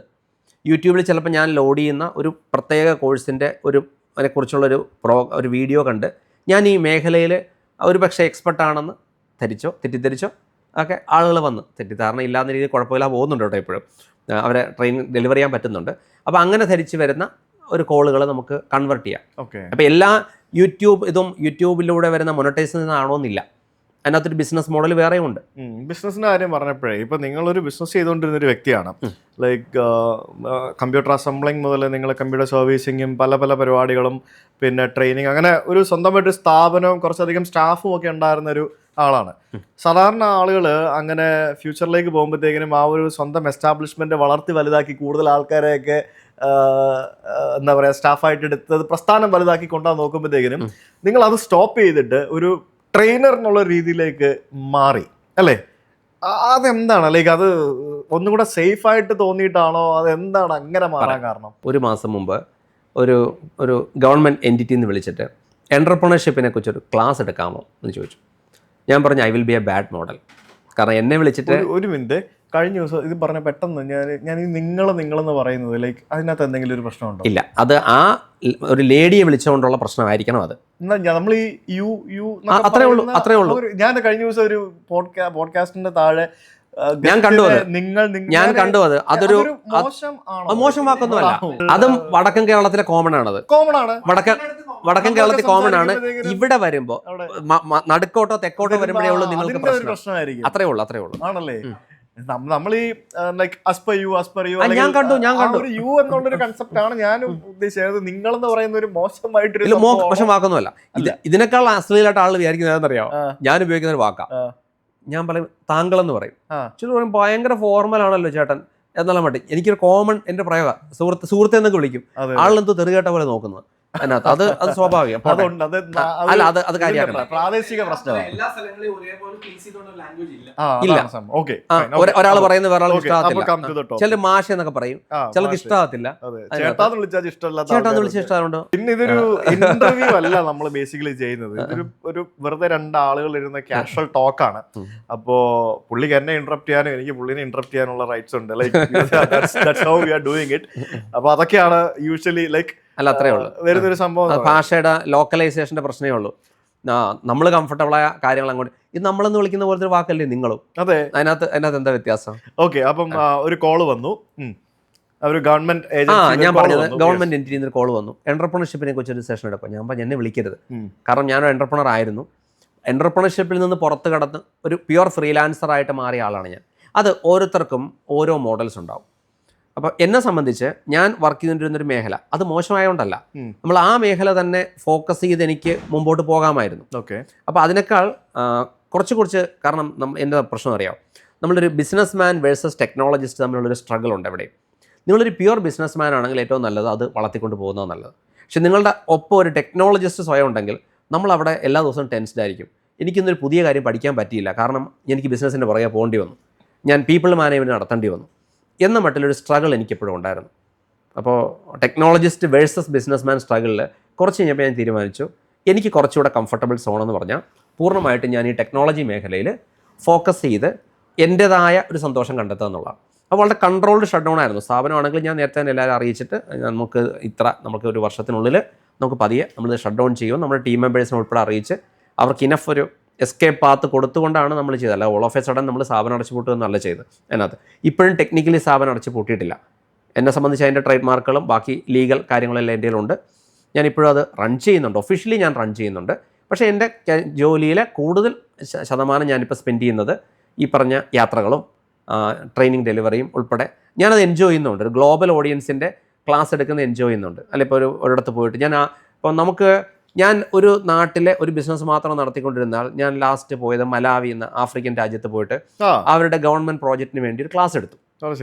അപ്പം മലാവി ഗവൺമെൻറ്റിന് വേണ്ടി ഒരു പ്രോജക്റ്റ് ഞാനൊരിക്കലും നാട്ടിലെ എത്ര വലിയൊരു സ്ഥാപനത്തിൽ നിൽക്കുമ്പോൾ എനിക്ക് കിട്ടില്ല. അതൊരു എക്സ്പീരിയൻസ് ആണ്. ഇപ്പോൾ സുജിത്ത് ട്രാവൽ എന്ന് പറഞ്ഞ പോലെ എനിക്ക് വേറൊരു ആസ്പെക്റ്റിൽ എനിക്ക് ആ ട്രാവൽ കിട്ടുന്നുണ്ട്. മനസ്സിലായി. വല്ലവൻ്റെയും ചിലവിലാന്ന് ഓർക്കണം. അപ്പോൾ സുജിത്ത് ട്രാവൽ ചെയ്യുമ്പോൾ സുജിത്തിൻ്റെ സ്വന്തം കയ്യിൽ നിന്ന് ടിക്കറ്റ് എടുത്താൽ സുജിത്തിന് പോകേണ്ടത്. അപ്പോൾ അതിൽ നിന്ന് തിരിച്ച് വരുമാനം കിട്ടുന്നുണ്ടാവാം, എങ്കിൽ പോലും സ്വന്തം കയ്യിൽ നിന്ന് ടിക്കറ്റ് എടുത്താൽ പോവാം. എൻ്റെ തിരിച്ചാണ്. എന്നെ ഒരു കമ്പനി പൂർണ്ണമായിട്ട് ഈ ട്രെയിനിങ് അസൈൻമെൻറ്റ് അവർ ഹയർ ചെയ്യുന്നു. ഞാനവിടെ പോയി ട്രെയിനിങ് ഡെലിവർ ചെയ്യുന്നു. അപ്പോൾ എനിക്കത് കുഴപ്പമില്ല, സാമ്പത്തികമായിട്ടും കുഴപ്പമില്ല. അതിനൊപ്പം തന്നെ എനിക്കൊരു യാത്രാ അനുഭവം, ഒരു 10-18 മണിക്കൂറുള്ള യാത്രകൾ, ഒരു പല വിമാനങ്ങൾ കയറി. അത് കോമൺ ആയിട്ട് ഞാൻ ഒരിക്കലും അതർവൈസ് മലാവിയിലോട്ട് ആരും ടൂറിസ്റ്റായിട്ട് പോകാൻ സാധ്യതയില്ല. അപ്പോൾ ആ സ്ഥിതിക്ക് ആഫ്രിക്കയിൽ സൗത്ത് ആഫ്രിക്ക ആൾ പോകുമായിരിക്കാം, മലാവിയിലോട്ട് പോകാനുള്ള ചാൻസ് കുറവാണ്. അപ്പോൾ അങ്ങനെ ഒരു എക്സ്പീരിയൻസ് എനിക്ക് കിട്ടുന്നുണ്ട്. അങ്ങനെ പറഞ്ഞാൽ ഞാൻ ധാക്കയിൽ വരെ പോയിട്ടുണ്ട്, ബംഗ്ലാദേശ്. നമ്മൾ അതർവൈസ് കോമൺ ആയിട്ട് പോകാൻ സാധ്യത, നമ്മുടെ അയൽരാജ്യമാണെങ്കിലും കോമൺ ആയിട്ട് പോകാൻ സാധ്യതയില്ല. ഞാൻ പറയുന്ന സുഹൃത്ത് പോകണം, അതൊരു ഡിഫറെൻറ്റ് എക്സ്പീരിയൻസ് ആയിരിക്കും. അപ്പോൾ അതുകൊണ്ട് തന്നെ അപ്പോൾ എനിക്ക് ധാക്കയിൽ പോകാൻ പറ്റി. അത് അവിടുത്തെ ഒരു മൊബൈൽ കമ്പനിക്ക് വേണ്ടി, ഒരു പ്രൊവൈഡർക്ക് വേണ്ടി നടത്തിയ ഒരു ട്രെയിനിങ് പ്രോഗ്രാമിൻ്റെ ഭാഗമായിട്ടാണ്. അപ്പോൾ മിഡിൽ ഈസ്റ്റ് രാജ്യങ്ങളിൽ പോകാൻ പറ്റുന്നുണ്ട്, പിന്നെ ഗ്ലോബൽ ഓഡിയൻസുമായിട്ട് ഇൻട്രാക്ട് ചെയ്യാൻ പറ്റുന്നുണ്ട്. അത് പറഞ്ഞപ്പോഴാണ് ഞാൻ ഈ തുടക്കത്തിൽ എനിക്ക് ഇത്തരം പല ഇതും വരുന്നുണ്ടായിരുന്നു, പല ഓപ്പർച്യൂണിറ്റീസും വരുന്നുണ്ടായിരുന്നു. നമ്മൾക്കൊരു ഭയം ഉണ്ടല്ലോ, ഒരു ശരാശരി ഇൻഫീരിയോറിറ്റി കോംപ്ലക്സ്. നമ്മൾ പറഞ്ഞാൽ ശരിയാവോ, നമ്മുടെ ആക്സെൻറ്റ് കറക്റ്റാവോ, നമ്മുടെ ഇംഗ്ലീഷ് കറക്റ്റാവോ എന്നൊക്കെ പേടിച്ച് ഞാൻ മാറി നിന്നിരുന്ന ഇഷ്ടംപോലെ മേഖലകൾ ഇതിനകത്തുണ്ട്. വളരെ കാലം മുമ്പ് തന്നെ ഓൺലൈൻ അസൈൻമെൻറ്റ് ആയിട്ട് US ക്ലയൻറ്റിന് ക്ലാസ് എടുക്കാവോ എന്നുൾപ്പെടെ ചോദ്യം വരുമ്പോൾ ഇവനൊക്കെ പറയുന്നത് എനിക്ക് മനസ്സിലായില്ലെങ്കിലും ഒന്ന് പേടിച്ചിട്ട് ഞാൻ ഇപ്പോഴും ഓർക്കുന്നുണ്ട്, ഞാൻ മാറി നിന്ന ഘട്ടമുണ്ട് അതിനകത്ത്. ഇപ്പം അന്നേ ചെയ്യേണ്ടതായിരുന്നു എന്നിപ്പോൾ തോന്നുന്നുണ്ട്. ഓവർ എ പീരീഡ് കഴിഞ്ഞപ്പോൾ എനിക്ക് മനസ്സിലായി അതിലൊന്നും വലിയ കാര്യമൊന്നുമില്ല. നമ്മൾ പറയുന്ന ടെക്നോളജി ഒരാൾക്ക് ആവശ്യമുണ്ടെങ്കിൽ അവൻ ഏത് ആക്സെൻ്റ് ആണെങ്കിലും കേട്ടോളൂ. പക്ഷേ അങ്ങനെ എങ്കിലും അവരെ കൂടുതൽ സ്ട്രഗിൾ ചെയ്യരുത് കേട്ടോ. നമ്മൾ നമ്മുടെ ആക്സെൻറ്റ് മെച്ചപ്പെടുത്താനും നമ്മുടെ ഭാഷ മെച്ചപ്പെടുത്തുകയും ചെയ്യേണ്ടത് അവരോട് ചെയ്യേണ്ട ഒരു മിനിമം മര്യാദയാണ്. അല്ല, അതിനകത്ത് ഈ ആക്സെൻ്റ് എന്ന് പറയുന്നത് ജസ്റ്റ് ഒരു ഗിമ്മിക്ക് മാത്രമാണ് അല്ലേ? ഇപ്പോൾ ഈ പറഞ്ഞ പോലെ റഷ്യൻസ് ഇംഗ്ലീഷ് സംസാരിക്കുന്നു, അറബ്സ് ഇംഗ്ലീഷ് സംസാരിക്കുന്നു, എല്ലാവർക്കും അവരവരുടെ ആയിട്ടുള്ള ഒരു ആക്സെൻ്റ് ഉണ്ട്. പക്ഷെ ഒരു കാര്യമുണ്ട്, നമ്മളുടെ ഇപ്പോൾ മലയാളം തന്നെ വേറൊരാൾ സംസാരിക്കുമ്പോൾ നമുക്ക് അരോചകമായി തോന്നുന്ന ചില ഒരു എവിടെയാണ് നമ്മൾ സ്ട്രെസ് ചെയ്യുന്നതനുസരിച്ച് അരോചകമായിട്ട് തോന്നും. ഇപ്പോൾ ഒരാൾ എന്നോട് ഹിമലയ എന്ന് പറഞ്ഞ് ഞാനയാൾ തിരുത്തും, എടോ ഹിമലയ അല്ല ഹിമാലയാണ്. അപ്പോൾ എവിടെയാണ് സ്ട്രെസ് ചെയ്യേണ്ടത് അയാൾക്ക് മാറിപ്പോയില്ലേ? നമ്മൾ ഇതുപോലെ മാറുന്ന വാക്കുകൾ പലതും ഉണ്ട്. അപ്പം നമ്മൾ അതേ ഉള്ളൂ പ്രശ്നം. അല്ലാതെ എൻ്റെ ഇന്ത്യനിഷ് ഇംഗ്ലീഷ് ആയതുകൊണ്ട് ആർക്കും കുഴപ്പമൊന്നുമില്ല. പക്ഷെ അവർ സ്ട്രെസ് ചെയ്യുന്നതല്ലാത്ത വേറൊരു ഭാഗത്താണ് ഞാൻ ആ വാക്കിൽ സ്ട്രെസ് ചെയ്യുന്നതെങ്കിൽ പ്രശ്നമുണ്ടാവും. പക്ഷെ അവർ തിരുത്താൻ ശ്രമിക്കില്ല നമ്മളെങ്ങനെ പൊതുവെ. അത് കാര്യം എന്താ അറിയാം, കാര്യം വെച്ചാൽ നമ്മളിപ്പോൾ ഒരു പരസ്പരം ഒരു മ്യൂച്വൽ റെസ്പെക്ട് ചെയ്യുന്ന ഒരു സ്ഥലത്ത് നിൽക്കുകയാണ്. അതിന് പകരം ഒരു ഫ്രണ്ട്ലി റിലേഷനിലാണ് അവർ ഇരിക്കുന്നതെങ്കിൽ അവർ തിരുത്തും, മറ്റത് അവരങ്ങ് സഹിക്കും. പക്ഷെ സഹിക്കുമ്പോഴും അതൊരു ഫീഡ്ബാക്ക് ആയിട്ട് മാറും. ആ ഒരു ട്രെയിനർ ഫീഡ്ബാക്കിലൊക്കെ എഴുതുമ്പോൾ ട്രെയിനറുടെ ആക്സെൻറ്റ് ഹൊറിബിൾ ആയിരുന്നു ഒരാൾ എഴുതി വെച്ചാൽ നമുക്ക് പ്രശ്നമാണ്. എനിക്ക് അനുഭവമുണ്ട്. ഞാനൊരു 2016-ലോ 2017-ലോ എടുത്തൊരു അസൈൻമെൻറ്റിൽ എനിക്ക് അങ്ങനെ ഒരു ഫീഡ്ബാക്ക് കിട്ടി. Training was great but his accent was horrible എന്നൊരാൾ, പ്രത്യേകിച്ച് പല വിദേശികളും പ്രത്യേകിച്ച് പല യൂറോപ്യൻ രാജ്യങ്ങളും തുറന്നടിച്ച് പറയുന്ന കൂട്ടത്തിലാണ്. അതിന് വിരോധമൊന്നുമില്ല, ആരെയും പോളിഷ് ചെയ്യേണ്ട കാര്യമില്ല. അപ്പോൾ ഞാൻ തീരുമാനിച്ചു എൻ്റെ ഭാഷ കുറച്ചുകൂടെ മെച്ചപ്പെടുത്തണം. ഓവർ എ ടൈം പീരീഡ് ഞാൻ മെച്ചപ്പെടുത്തിയിട്ടുണ്ട്. അപ്പോൾ എനിക്കിപ്പോൾ കുഴപ്പമില്ലാത്ത ആളുകളുമായിട്ട് കോൺവേഴ്സ് ചെയ്യാൻ പറ്റുന്നുണ്ട്. അതിനകത്ത് നമ്മൾ ഈ പ്രൊഫഷൻ്റെ ഭാഗമായിട്ട് ഏറ്റവും അത്യാവശ്യം വേണ്ട കാര്യം ഭാഷ തന്നെയാണ്. നമ്മുടെ നാട്ടിൽ ഇപ്പോൾ ഈവൻ IT ഇൻഡസ്ട്രി പോലും ഒരു കോൾ സെൻറ്ററിൽ വിളിക്കേണ്ടി വരും, അവരോട് ഇംഗ്ലീഷ് സംസാരിക്കേണ്ടി വരും എന്നുള്ളതുകൊണ്ട് ആ പ്രത്യേക കമ്പനിയുടെ ഉൽപ്പന്നത്തെ പ്രൊമോട്ട് ചെയ്യാത്ത പ്രൊഫഷണൽസ് ഉണ്ട്.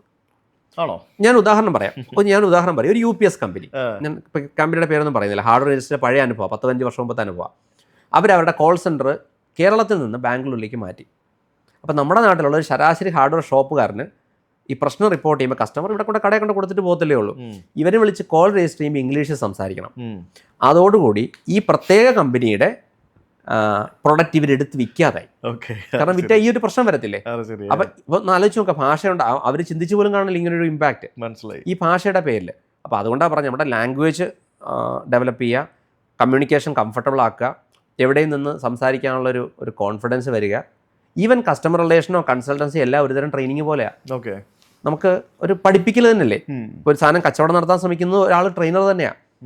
സുജിത്തിനെ പറഞ്ഞ് കൺവിൻസ് ചെയ്യാൻ എനിക്ക് പറ്റണ്ടേ ആ രീതിയിൽ. അപ്പോൾ ഭാഷ ഒരു അത്യാവശ്യ ഘടകമാണ്. ലാംഗ്വേജിൻ്റെ ഈ ഒരു ബാരിയർ മാറ്റാനും ഭയങ്കരമായിട്ടുള്ള ടെക്നോളജി ഇന്നോവേഷൻസ് വന്നിട്ടുണ്ട്.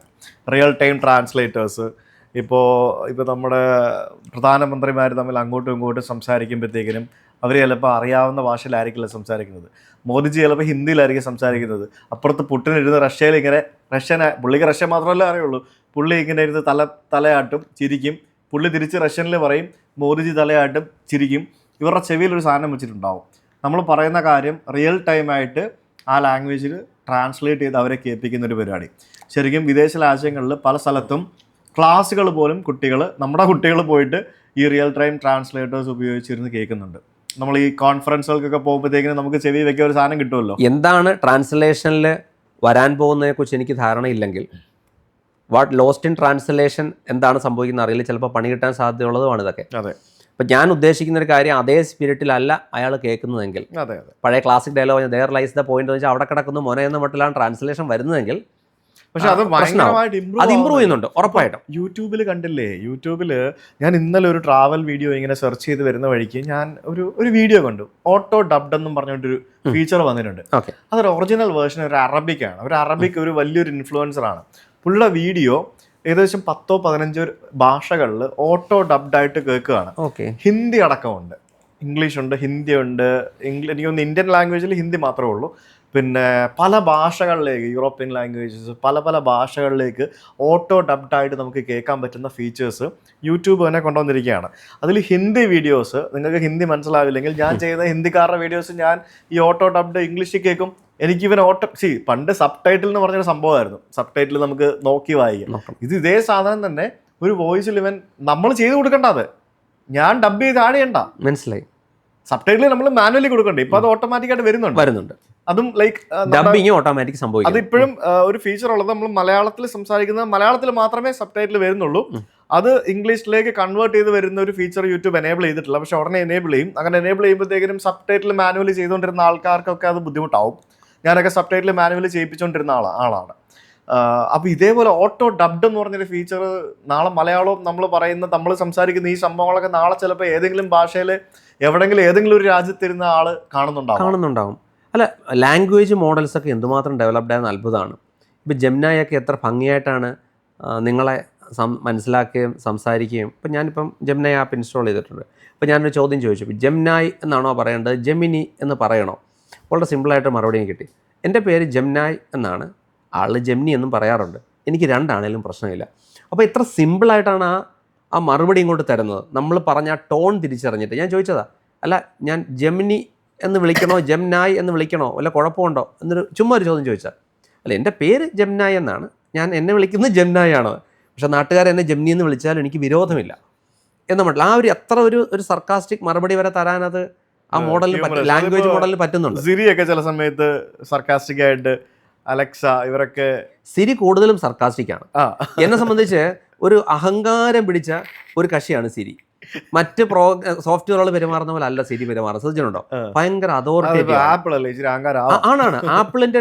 ശരിക്കും ഞാൻ പലപ്പോഴും വിചാരിക്കും സിരിയോട്, ഇപ്പം ഞാനാണോ നിന്റെ ബോസ്, നീയാണോ എന്റെ ബോസ് എന്ന മട്ടിലാണ്. Siri be humble, always give reply, always give humble reply എന്നൊക്കെ പറഞ്ഞ് കൊടുത്തു നോക്കിയാലോ?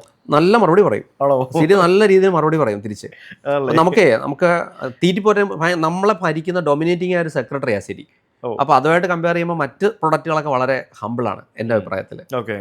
അല്ല, ഇത് ഭയങ്കരമായിട്ട് ഈ ഒരു ലാംഗ്വേജ് ഡിറ്റക്ഷനും പരിപാടികളൊക്കെ ഇപ്പോൾ കുട്ടികളൊക്കെ ഇങ്ങനെ സംസാരിച്ചുള്ള അവർക്കുള്ള ടോയ്സ്, അങ്ങനെയുള്ള പല പരിപാടികളും വരുന്നുണ്ടല്ലോ. കുട്ടികളായിട്ട് ഇൻട്രാക്ട് ചെയ്യുന്ന റോബോട്ടിക് ടോയ്സ്, അങ്ങനെ പല മേഖലകളിൽ ഈ ലാംഗ്വേജിൻ്റെ ഈ ഒരു റിയൽ ടൈം ട്രാൻസ്ലേഷനും ബാക്കിയുള്ള പരിപാടികളും അതും ടെക്നോളജിക്കലി എത്ര അഡ്വാൻസ്ഡ് ആയിട്ടാണ് വളരുന്നത് അല്ലേ? നമ്മളെ മലയാള ഭാഷ ഇടയ്ക്ക് ഒരു സമയത്ത് വലിയ മുറവിളിയൊക്കെ ഉണ്ടായിരുന്നു. മലയാള ഭാഷ മരിക്കുന്നു എന്നൊക്കെ പറഞ്ഞിട്ട് ഭയങ്കര ചർച്ചകളൊക്കെ ഉണ്ട്.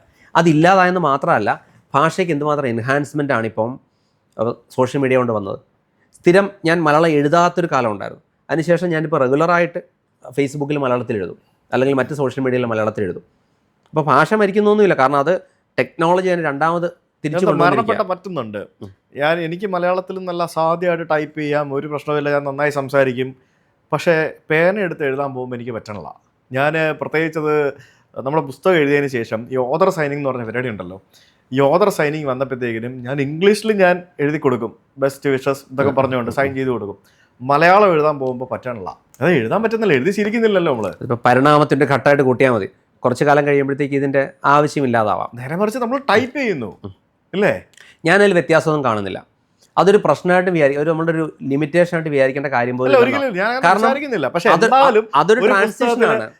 സ്നേഹത്തോടെ അല്ലെങ്കിൽ എന്താ പറഞ്ഞൊരു മലയാളത്തിലൊരു വാക്ക് എഴുതുമ്പോൾ അതൊരു ഫീലുണ്ട്. അതിനപ്പുറം ഇതിൽ വലിയ കാര്യമൊന്നുമില്ല ഇതിനകത്ത്. ഇപ്പം എൻ്റെ കുട്ടികളൊക്കെ ആണെങ്കിൽ തന്നെയും അവർ വായിക്കുന്നില്ല എന്ന് പറയുമ്പോൾ അവർ നമ്മൾ വായിക്കുന്നതിനേക്കാൾ കൂടുതൽ വായിക്കുന്നുണ്ട്. അവർ അത് ഇൻടേക്ക് എടുക്കുന്ന ആ മീഡിയം മാറിയിട്ടുണ്ടെന്നേ ഉണ്ടാവുള്ളൂ, കാര്യങ്ങൾ കാണുന്ന രീതി. അപ്പോൾ പറയും ഞാൻ പഠിച്ച അതേ പുസ്തകങ്ങളൊക്കെ ഇവർ വായിക്കണമെന്ന് പറയുന്നത് വലിയ ബുദ്ധിമുട്ടുള്ള കാര്യമാണ്. നമ്മുടെ തൊട്ടുമുമ്പ് തലമുറയ്ക്ക് പറ്റിയിട്ടുണ്ടാവും. കാരണം അവർ വായിച്ച ഏകദേശം അതേപോലത്തെ പുസ്തകങ്ങളൊക്കെ തന്നെ നമ്മളും വായിച്ചത്. കാരണം വലിയ വ്യത്യാസം വന്നിട്ടില്ല. പക്ഷെ അങ്ങനെ ഒരു ട്രാൻസിഷൻ അല്ലല്ലോ കഴിഞ്ഞ കുറച്ച് നാളുകളായിട്ട് ഈ മേഖലയിൽ വന്നിട്ടുള്ളത്. അതുകൊണ്ട് ഭയങ്കരമായ വ്യത്യാസമാണ്. മാറി ഡിജിറ്റലൈസ്ഡ് ആയിരിക്കുകയാണല്ലോ അല്ലേ? എനിക്ക് പണ്ട് പുസ്തകമായിട്ട് തന്നെ കിട്ടിയാലേ പറ്റുള്ളൂ എന്ന് വാശിയുള്ള ഒരാളായിരുന്നു. ഇപ്പം കിൻഡിലാണെങ്കിലും എവിടെയാണെങ്കിലും വായന തുടരുന്നതുകൊണ്ട് എനിക്കിപ്പോൾ ഒരു മടുപ്പില്ല. പുസ്തകത്തിന് സന്തോഷമുണ്ട് കേട്ടോ. ബുക്കായിട്ട് കൈ കിട്ടുമ്പോൾ ഒരു ഫീലുണ്ട്. അത് പിടിച്ച് ഒരു ഓഫ്ലൈനായിട്ട് ഇരുന്ന് വായിക്കുമ്പോൾ ഒരു സുഖമുണ്ട്. അതൊക്കെ സത്യമാണ്. പക്ഷേ നിർബന്ധമില്ല, നമ്മളെല്ലാവരും അഡോപ്റ്റഡ് ആയിട്ട് ഇല്ലെങ്കിൽ പിടിച്ചു നിൽക്കാൻ പറ്റില്ല അതിനകത്ത്. പിന്നെ ഓഡിയോ ബുക്കുകൾ വന്നു തുടങ്ങി. കൺവീനിയൻ്റ് ആണ്. അപ്പം നമുക്ക് കേട്ട് മുമ്പോട്ട് പോകാം. ഒരു തരത്തിൽ പറഞ്ഞാൽ പോഡ്കാസ്റ്റുകളുടെ ഒറിജിനൽ സ്പിരിറ്റ് തന്നെ അതാണ്. എനിക്ക് ഇത് കാഴ്ച എന്നൊരു ഘടകമില്ലാതെ തന്നെ ഈ സംഭാഷണമായിട്ട് തന്നെ മുമ്പോട്ട് കൊണ്ടുപോകാൻ പറ്റണം. അതാണല്ലോ ബേസിക്കലി പോഡ്കാസ്റ്റുകളുടെ ഒരു സ്പിരിറ്റ് തന്നെ. ഏത് തരത്തിലുള്ള ചാറ്റുകളുടെയും സ്പിരിറ്റ് അതാണ്. ഈ ആർട്ടിഫിഷ്യൽ ഇന്റലിജൻസിന്റെ വരവോടുകൂടി നിങ്ങളുടെ ഈ ഒരു മേഖലയിൽ എന്തെങ്കിലുമൊക്കെ കാര്യമായിട്ടുള്ള മാറ്റങ്ങൾ ഉണ്ടാവുന്നുണ്ട്. അതായത് ആദ്യം ആൾ ആലോചിക്കുന്നത് എൻ്റെ പണി പോകുമോ എന്നുള്ളതാണല്ലോ ആദ്യത്തെ ചോദ്യം. ഉണ്ട്, അതുണ്ടാവുന്നുണ്ട്. ഒരുപക്ഷെ 10 പേരോ 20 പേരോ മാനേജ് ചെയ്തുകൊണ്ടിരുന്ന ഇൻഫ്രാസ്ട്രക്ചറുകൾ പലപ്പോഴും 1-2 പേരെ കൊണ്ട് മാനേജ് ചെയ്യാവുന്ന രീതിയിലും കോഡുകളും അത്യാവശ്യം വേണ്ട സ്ക്രിപ്റ്റുകളും ഒക്കെ നമുക്ക് ChatGPT ഉപയോഗിച്ച് തന്നെ ജനറേറ്റ് ചെയ്തെടുത്ത് അപ്ലൈ ചെയ്യാം എന്ന തരത്തിലേക്കൊക്കെ വരുമ്പോൾ അപ്പോഴും അവിടെ ഒരു ഹ്യൂമൻ ഫാക്ടർ അവിടെ വേണം, ഇല്ലെന്ന് പറയുന്നില്ല. എല്ലാം ഒന്നും ഓട്ടോണമസ് ആയിട്ടില്ല, എല്ലാം ആർട്ടിഫിഷ്യലായിട്ട് മാറിയിട്ടില്ല. പക്ഷേ എങ്കിലും തൊഴിൽ മേഖലകൾ ബാധിക്കപ്പെടുന്നുണ്ട്. പക്ഷേ ജോലികളില്ലാതാകുന്നില്ല. അത് വേറൊരു മേഖലയിലേക്ക് ഷിഫ്റ്റ് ചെയ്യുക മാത്രമേ ചെയ്യാം. ഓൺ എ ലോങ് റൺ ഞാനും അത് പ്രയോജനപ്പെടുത്തുന്നുണ്ട്. ഞാൻ എൻ്റെ ജോലി മേഖലയിൽ അത് ഉപയോഗപ്പെടുത്തിക്കൊണ്ട് മുമ്പോട്ട് പോകുന്നുണ്ട്. അത് എല്ലാവർക്കും അത് പറ്റണം കേട്ടോ. നമ്മൾ വേറൊന്നുമല്ല, പഠിത്തം നിർത്തുമ്പോഴാണ് പ്രശ്നം. അപ്പോൾ നമ്മുടെ ഇതിനകത്തൊക്കെ ഉള്ളൊരു പ്രശ്നം എന്ന് വെച്ചാൽ പലരുടെയും ഈ വളർന്നൊരു ക്രമം എന്ന് വെച്ചാൽ ഞാൻ 40 വയസ്സിൽ റിട്ടയർ ആകും എന്ന മട്ടിൽ നമ്മുടെ ഈ എന്താ പറയുക മോട്ടിവേഷണൽ തരത്തിൽ അങ്ങനെ ഒരു തള്ളുണ്ട് എപ്പോഴും. ഞാൻ ആ തള്ളെന്ന് തന്നെ പറയാം. അത് അത്ര റിയലിസ്റ്റിക് അല്ല. ഒരു 99% പേരെ സംബന്ധിച്ചും അത് റിയലിസ്റ്റിക് അല്ല. നമ്മൾ തുടർന്ന് അപ്ഡേറ്റ് ആയിക്കൊണ്ടിരിക്കുകയും പഠിച്ചുകൊണ്ടിരിക്കുകയും ചെയ്താൽ മാത്രമേ ഇതിനകത്ത് കാര്യമുള്ളൂ. നിങ്ങൾ ജീവിച്ചിരിക്കുന്നത്തോളം കാലം നിങ്ങൾ പുതിയൊരു കാര്യം പഠിക്കാൻ ശ്രമിക്കണം എന്നാണ് വ്യക്തിപരമായിട്ട് എൻ്റെ അഭിപ്രായം. ഇപ്പോൾ സോക്രട്ടീസിനെ കുറിച്ചുള്ള ഒരു പഴയൊരു കഥയുണ്ട് അതിനകത്ത്. അതായത് പുള്ളി മരണത്തിന് പ്രതീക്ഷയ്ക്ക് അടുത്ത ദിവസം പ്രതീക്ഷയ്ക്ക് വിധിക്കുന്ന സമയത്ത് ഒരു സഹതടവുകാരനോട് പുള്ളി ചോദിക്കുന്നുണ്ട്, ഒരു പുതിയ പാട്ട് കേട്ടു, ആ പാട്ടൊന്ന് പഠിപ്പിച്ചു തരാമോ എന്ന് സോക്രട്ടീസ് ചോദിക്കുന്നതായിട്ട്. കഥയായിരിക്കാം, സത്യമായിരിക്കാം. അപ്പം അല്ല, നിങ്ങൾ നാളെ രാവിലെ നിങ്ങളെ കൊല്ലാൻ പോകും, നിങ്ങൾക്ക് ഈ പാട്ട് പഠിച്ചിട്ട് എന്തിനാ? ദെൻ അത് സാരമില്ല, നാളെ രാവിലെ അല്ലേ, നാളത്തെ കാര്യമല്ലേ എന്ന മട്ടിൽ അത്രയും നമ്മൾ അതേ ഉള്ള ഒരു സ്പിരിറ്റ്. ശരിക്കും ഈ പഠിത്തത്തിൻ്റെ കാര്യം പറഞ്ഞപ്പോഴാണ് എനിക്ക് തോന്നുന്നു ഈ കഴിഞ്ഞ ഒരു 100 വർഷത്തിനിടയ്ക്ക് ഏറ്റവും കൂടുതൽ ആ ടെക്നോളജി പഠിച്ച ആളുകൾ ചിലപ്പോൾ നമ്മുടെ ജനറേഷനിലുള്ള ആൾക്കാരായിരിക്കും. നമ്മൾ ഈ 90s, നമ്മൾ 80s കിഡ്സ് ആണ്. നിങ്ങൾ 80s കിഡ്സ് ആണോ? ഞാൻ 70s ആണ്. എന്താണെങ്കിലും നമ്മുടെ ജനറേഷനിലുള്ള ആൾക്കാരായിരിക്കും. കാരണം എനിക്കിപ്പോഴും ഓർമ്മയുണ്ട്, ഞാൻ സ്കൂളിൽ പഠിക്കുമ്പോഴാണ് കമ്പ്യൂട്ടർ പഠിച്ചു തുടങ്ങുന്നത്. കമ്പ്യൂട്ടറിൽ പെയിന്റ് ആണല്ലോ നമ്മൾ ആദ്യം പഠിപ്പിക്കുന്നത്. പെയിന്റ് വരയ്ക്കാൻ പഠിപ്പിക്കും, ടൈപ്പ് ചെയ്യാൻ പഠിപ്പിക്കും. ഇപ്പൊ പെയിന്റ് വരയ്ക്കാം, മൗസ് പിടിപ്പിക്കാൻ ആരെങ്കിലും പഠിപ്പിക്കണോ? ഋഷിയുടെ കൊടുത്ത് അവൻ എടുത്ത് ഉപയോഗിക്കും. ഇപ്പം മൗസ് ഇല്ലല്ലോ, ഇപ്പം മൗസ് പോയില്ലേ. അങ്ങനെ പല സംഭവങ്ങളും നമ്മൾ പഠിക്കുന്നു. പിന്നെ അതിനുശേഷം മൊബൈൽ വരുന്നു. മൊബൈൽ തന്നെ ആദ്യം സാധാരണ കീപാഡുള്ള മൊബൈൽ വരുന്നു. പിന്നെ ഇങ്ങനെ പൊക്കുന്ന മൊബൈൽ, തിരിക്കുന്ന മൊബൈൽ, ചരിയുന്ന മൊബൈൽ, പിന്നെ ടച്ചുള്ള മൊബൈൽ, മറ്റേ മൊബൈൽ, മറിച്ച മൊബൈൽ, പിന്നെ ലാപ്ടോപ്പ് വരുന്നു. അതായത് മറ്റേ ഡെസ്ക്ടോപ്പിൽ നിന്ന് ലാപ്ടോപ്പ് മാറുന്നു. ഐപാഡ് വരുന്നു. ഈ പറഞ്ഞ പല ഡിവൈസുകൾ വരുന്നു. ഇപ്പോൾ AI വരുന്നു. നമ്മളിതെല്ലാം പഠിച്ചില്ലേ? ഇത്രയും ടെക്നോളജിയും ഇത്രയും ഗാഡ്ജറ്റ്സും പഠിച്ച വേറൊരു ജനറേഷൻ ഉണ്ടാവുമോ? ഇനിയിപ്പോൾ വരുന്ന ജനറേഷൻ ഇതൊക്കെ വല്ല അറിയോ? CD drive, floppy drive, cassette, video cassette, ഇതൊക്കെ നമ്മൾ ഉപയോഗിച്ചിട്ടില്ല. അവര് വേറൊരു കാര്യം ചോദിക്കാം, ഇത് അറിഞ്ഞിട്ട് ഞങ്ങൾക്കിപ്പോൾ എന്താ അത്യാവശ്യം? അല്ല, നമ്മളിതൊക്കെ ഉപയോഗിച്ചിട്ടില്ലേ? നമുക്കതൊരു ഒരു സന്തോഷമാണ്. നമ്മൾ ശരിക്കും ഭയങ്കര ട്രാൻസിഷൻ നടത്തിയിട്ടുണ്ട്. പക്ഷെ അതൊരു കാര്യമുണ്ട്, നമ്മളത് അഡ്രസ്സ് ചെയ്യുന്ന ആ ഒരു ചെറിയൊരു ഗ്രൂപ്പിന് മാത്രമുള്ളൊരു സന്തോഷമാണ്. വേറൊരു മുമ്പത്തെ ഒരു തലമുറയ്ക്ക് പറഞ്ഞാൽ നിങ്ങൾ ഗ്രാമഫോണിലൂടെയാണോ കടന്നു വന്നത്, അല്ലെങ്കിൽ അവർക്ക് ആ രീതിയിൽ അവർക്ക് വേറൊരു ട്രാൻസിഷൻ നമ്മളോട് പറയാനുണ്ടാവും. പക്ഷെ അവർ വന്ന് പബ്ലിക്കായിട്ട് സോഷ്യൽ മീഡിയയിലൂടെ അനൗൺസ് ചെയ്യാത്തതുകൊണ്ടാണ് നമ്മൾ അറിയാത്തതെന്നാണ് എൻ്റെ അഭിപ്രായം. അപ്പം അങ്ങനെ ഒരു ട്രാൻസിഷൻ പീരീഡ് ഉണ്ട്. അതായത് അവർ പറയുമല്ലോ, ഞങ്ങൾ നടന്നുപോയി പഠിച്ചവരാണ് എന്നുൾപ്പെടെയുള്ള പറഞ്ഞു തുടങ്ങുന്നൊരു തലമുറയും ഗ്രാമഫോൺ റെക്കോർഡിൽ ഞങ്ങൾ പാട്ട് കേട്ടിട്ടുണ്ടെന്ന മട്ടിൽ വേറൊരു സ്റ്റൈലിലേക്ക് അവർക്ക് ഇതിനെ പ്രസൻറ്റ് ചെയ്യാം. പക്ഷെ അവർ അതങ്ങനെ ഒരു വേർഡായിട്ട് മാറ്റി നിങ്ങളുടെ സോഷ്യൽ മീഡിയ കൊണ്ട് പബ്ലിഷ് ചെയ്യാൻ പോകാത്തതുകൊണ്ടാണ് നമ്മുടെ വാക്കിന് കുറച്ച് കൂടുതൽ കിട്ടുന്നതെന്നാണ് എൻ്റെത്. പിന്നെ അടുത്ത തലമുറ പലപ്പോഴും ഇതൊന്നും മൈൻഡ് ചെയ്യാത്തതുകൊണ്ടാണ് അവരതിന് മറുപടി പറയാത്തതാണ് എൻ്റെ സത്യസന്ധമായ വിചാരം. ചിലപ്പോൾ അവരിതൊന്നും മൈൻഡ് ചെയ്യുന്നുണ്ടാവില്ല. അവർ ഹൂ കേഴ്സ്, ദെൻ ഇപ്പോൾ എന്താ ടെക്നോളജി അതാണ് ഈ ഉപയോഗിക്കുന്നത്. പക്ഷേ അതിനകത്ത് എനിക്കിപ്പോഴും അഭിപ്രായ വ്യത്യാസമുള്ള കാര്യമുണ്ട്. ആ ടെക്നോളജിയോട് അത് ഏത് തലമുറയാണെങ്കിലും അതെങ്ങനെ വർക്ക് ചെയ്യുന്നു എന്ന് പഠിച്ചു വെക്കുന്നത് നല്ലതാണ്. അപ്പോഴാണ് നമുക്ക് അതിൻ്റെ പുറത്ത് കൂടുതൽ കൺട്രോൾ കിട്ടുക. നമ്മളൊരു പവർ യൂസറായിട്ട് മാറുക. വെറും ഒരു യൂസർക്കപ്പുറം അത് IT-യെക്കുറിച്ച് മാത്രമല്ല കേട്ടോ, നമ്മുടെ ചുറ്റുമുള്ള ഏത് സാധനത്തെക്കുറിച്ചും അങ്ങനെ ഒരു തലത്തിലേക്ക് സംസാരിച്ചാൽ നല്ലതാണ്. ഒരു ഹൗ തിങ്സ് വർക്ക്സ് എന്ന് പണ്ട് ഈ ശാസ്ത്ര സാഹിത്യ പരിഷത്തിൻ്റെ എന്തുകൊണ്ടെന്ന് തുടങ്ങുന്ന ഒരു കവിതയുണ്ടായിരുന്നു, ഒരു സീരീസ് ഓഫ്. അപ്പോൾ അതിൻ്റെ ഒരു സ്പിരിറ്റ് അതാ, നമ്മൾ ചുറ്റും കാണുന്ന ഓരോന്നിനെക്കുറിച്ചും.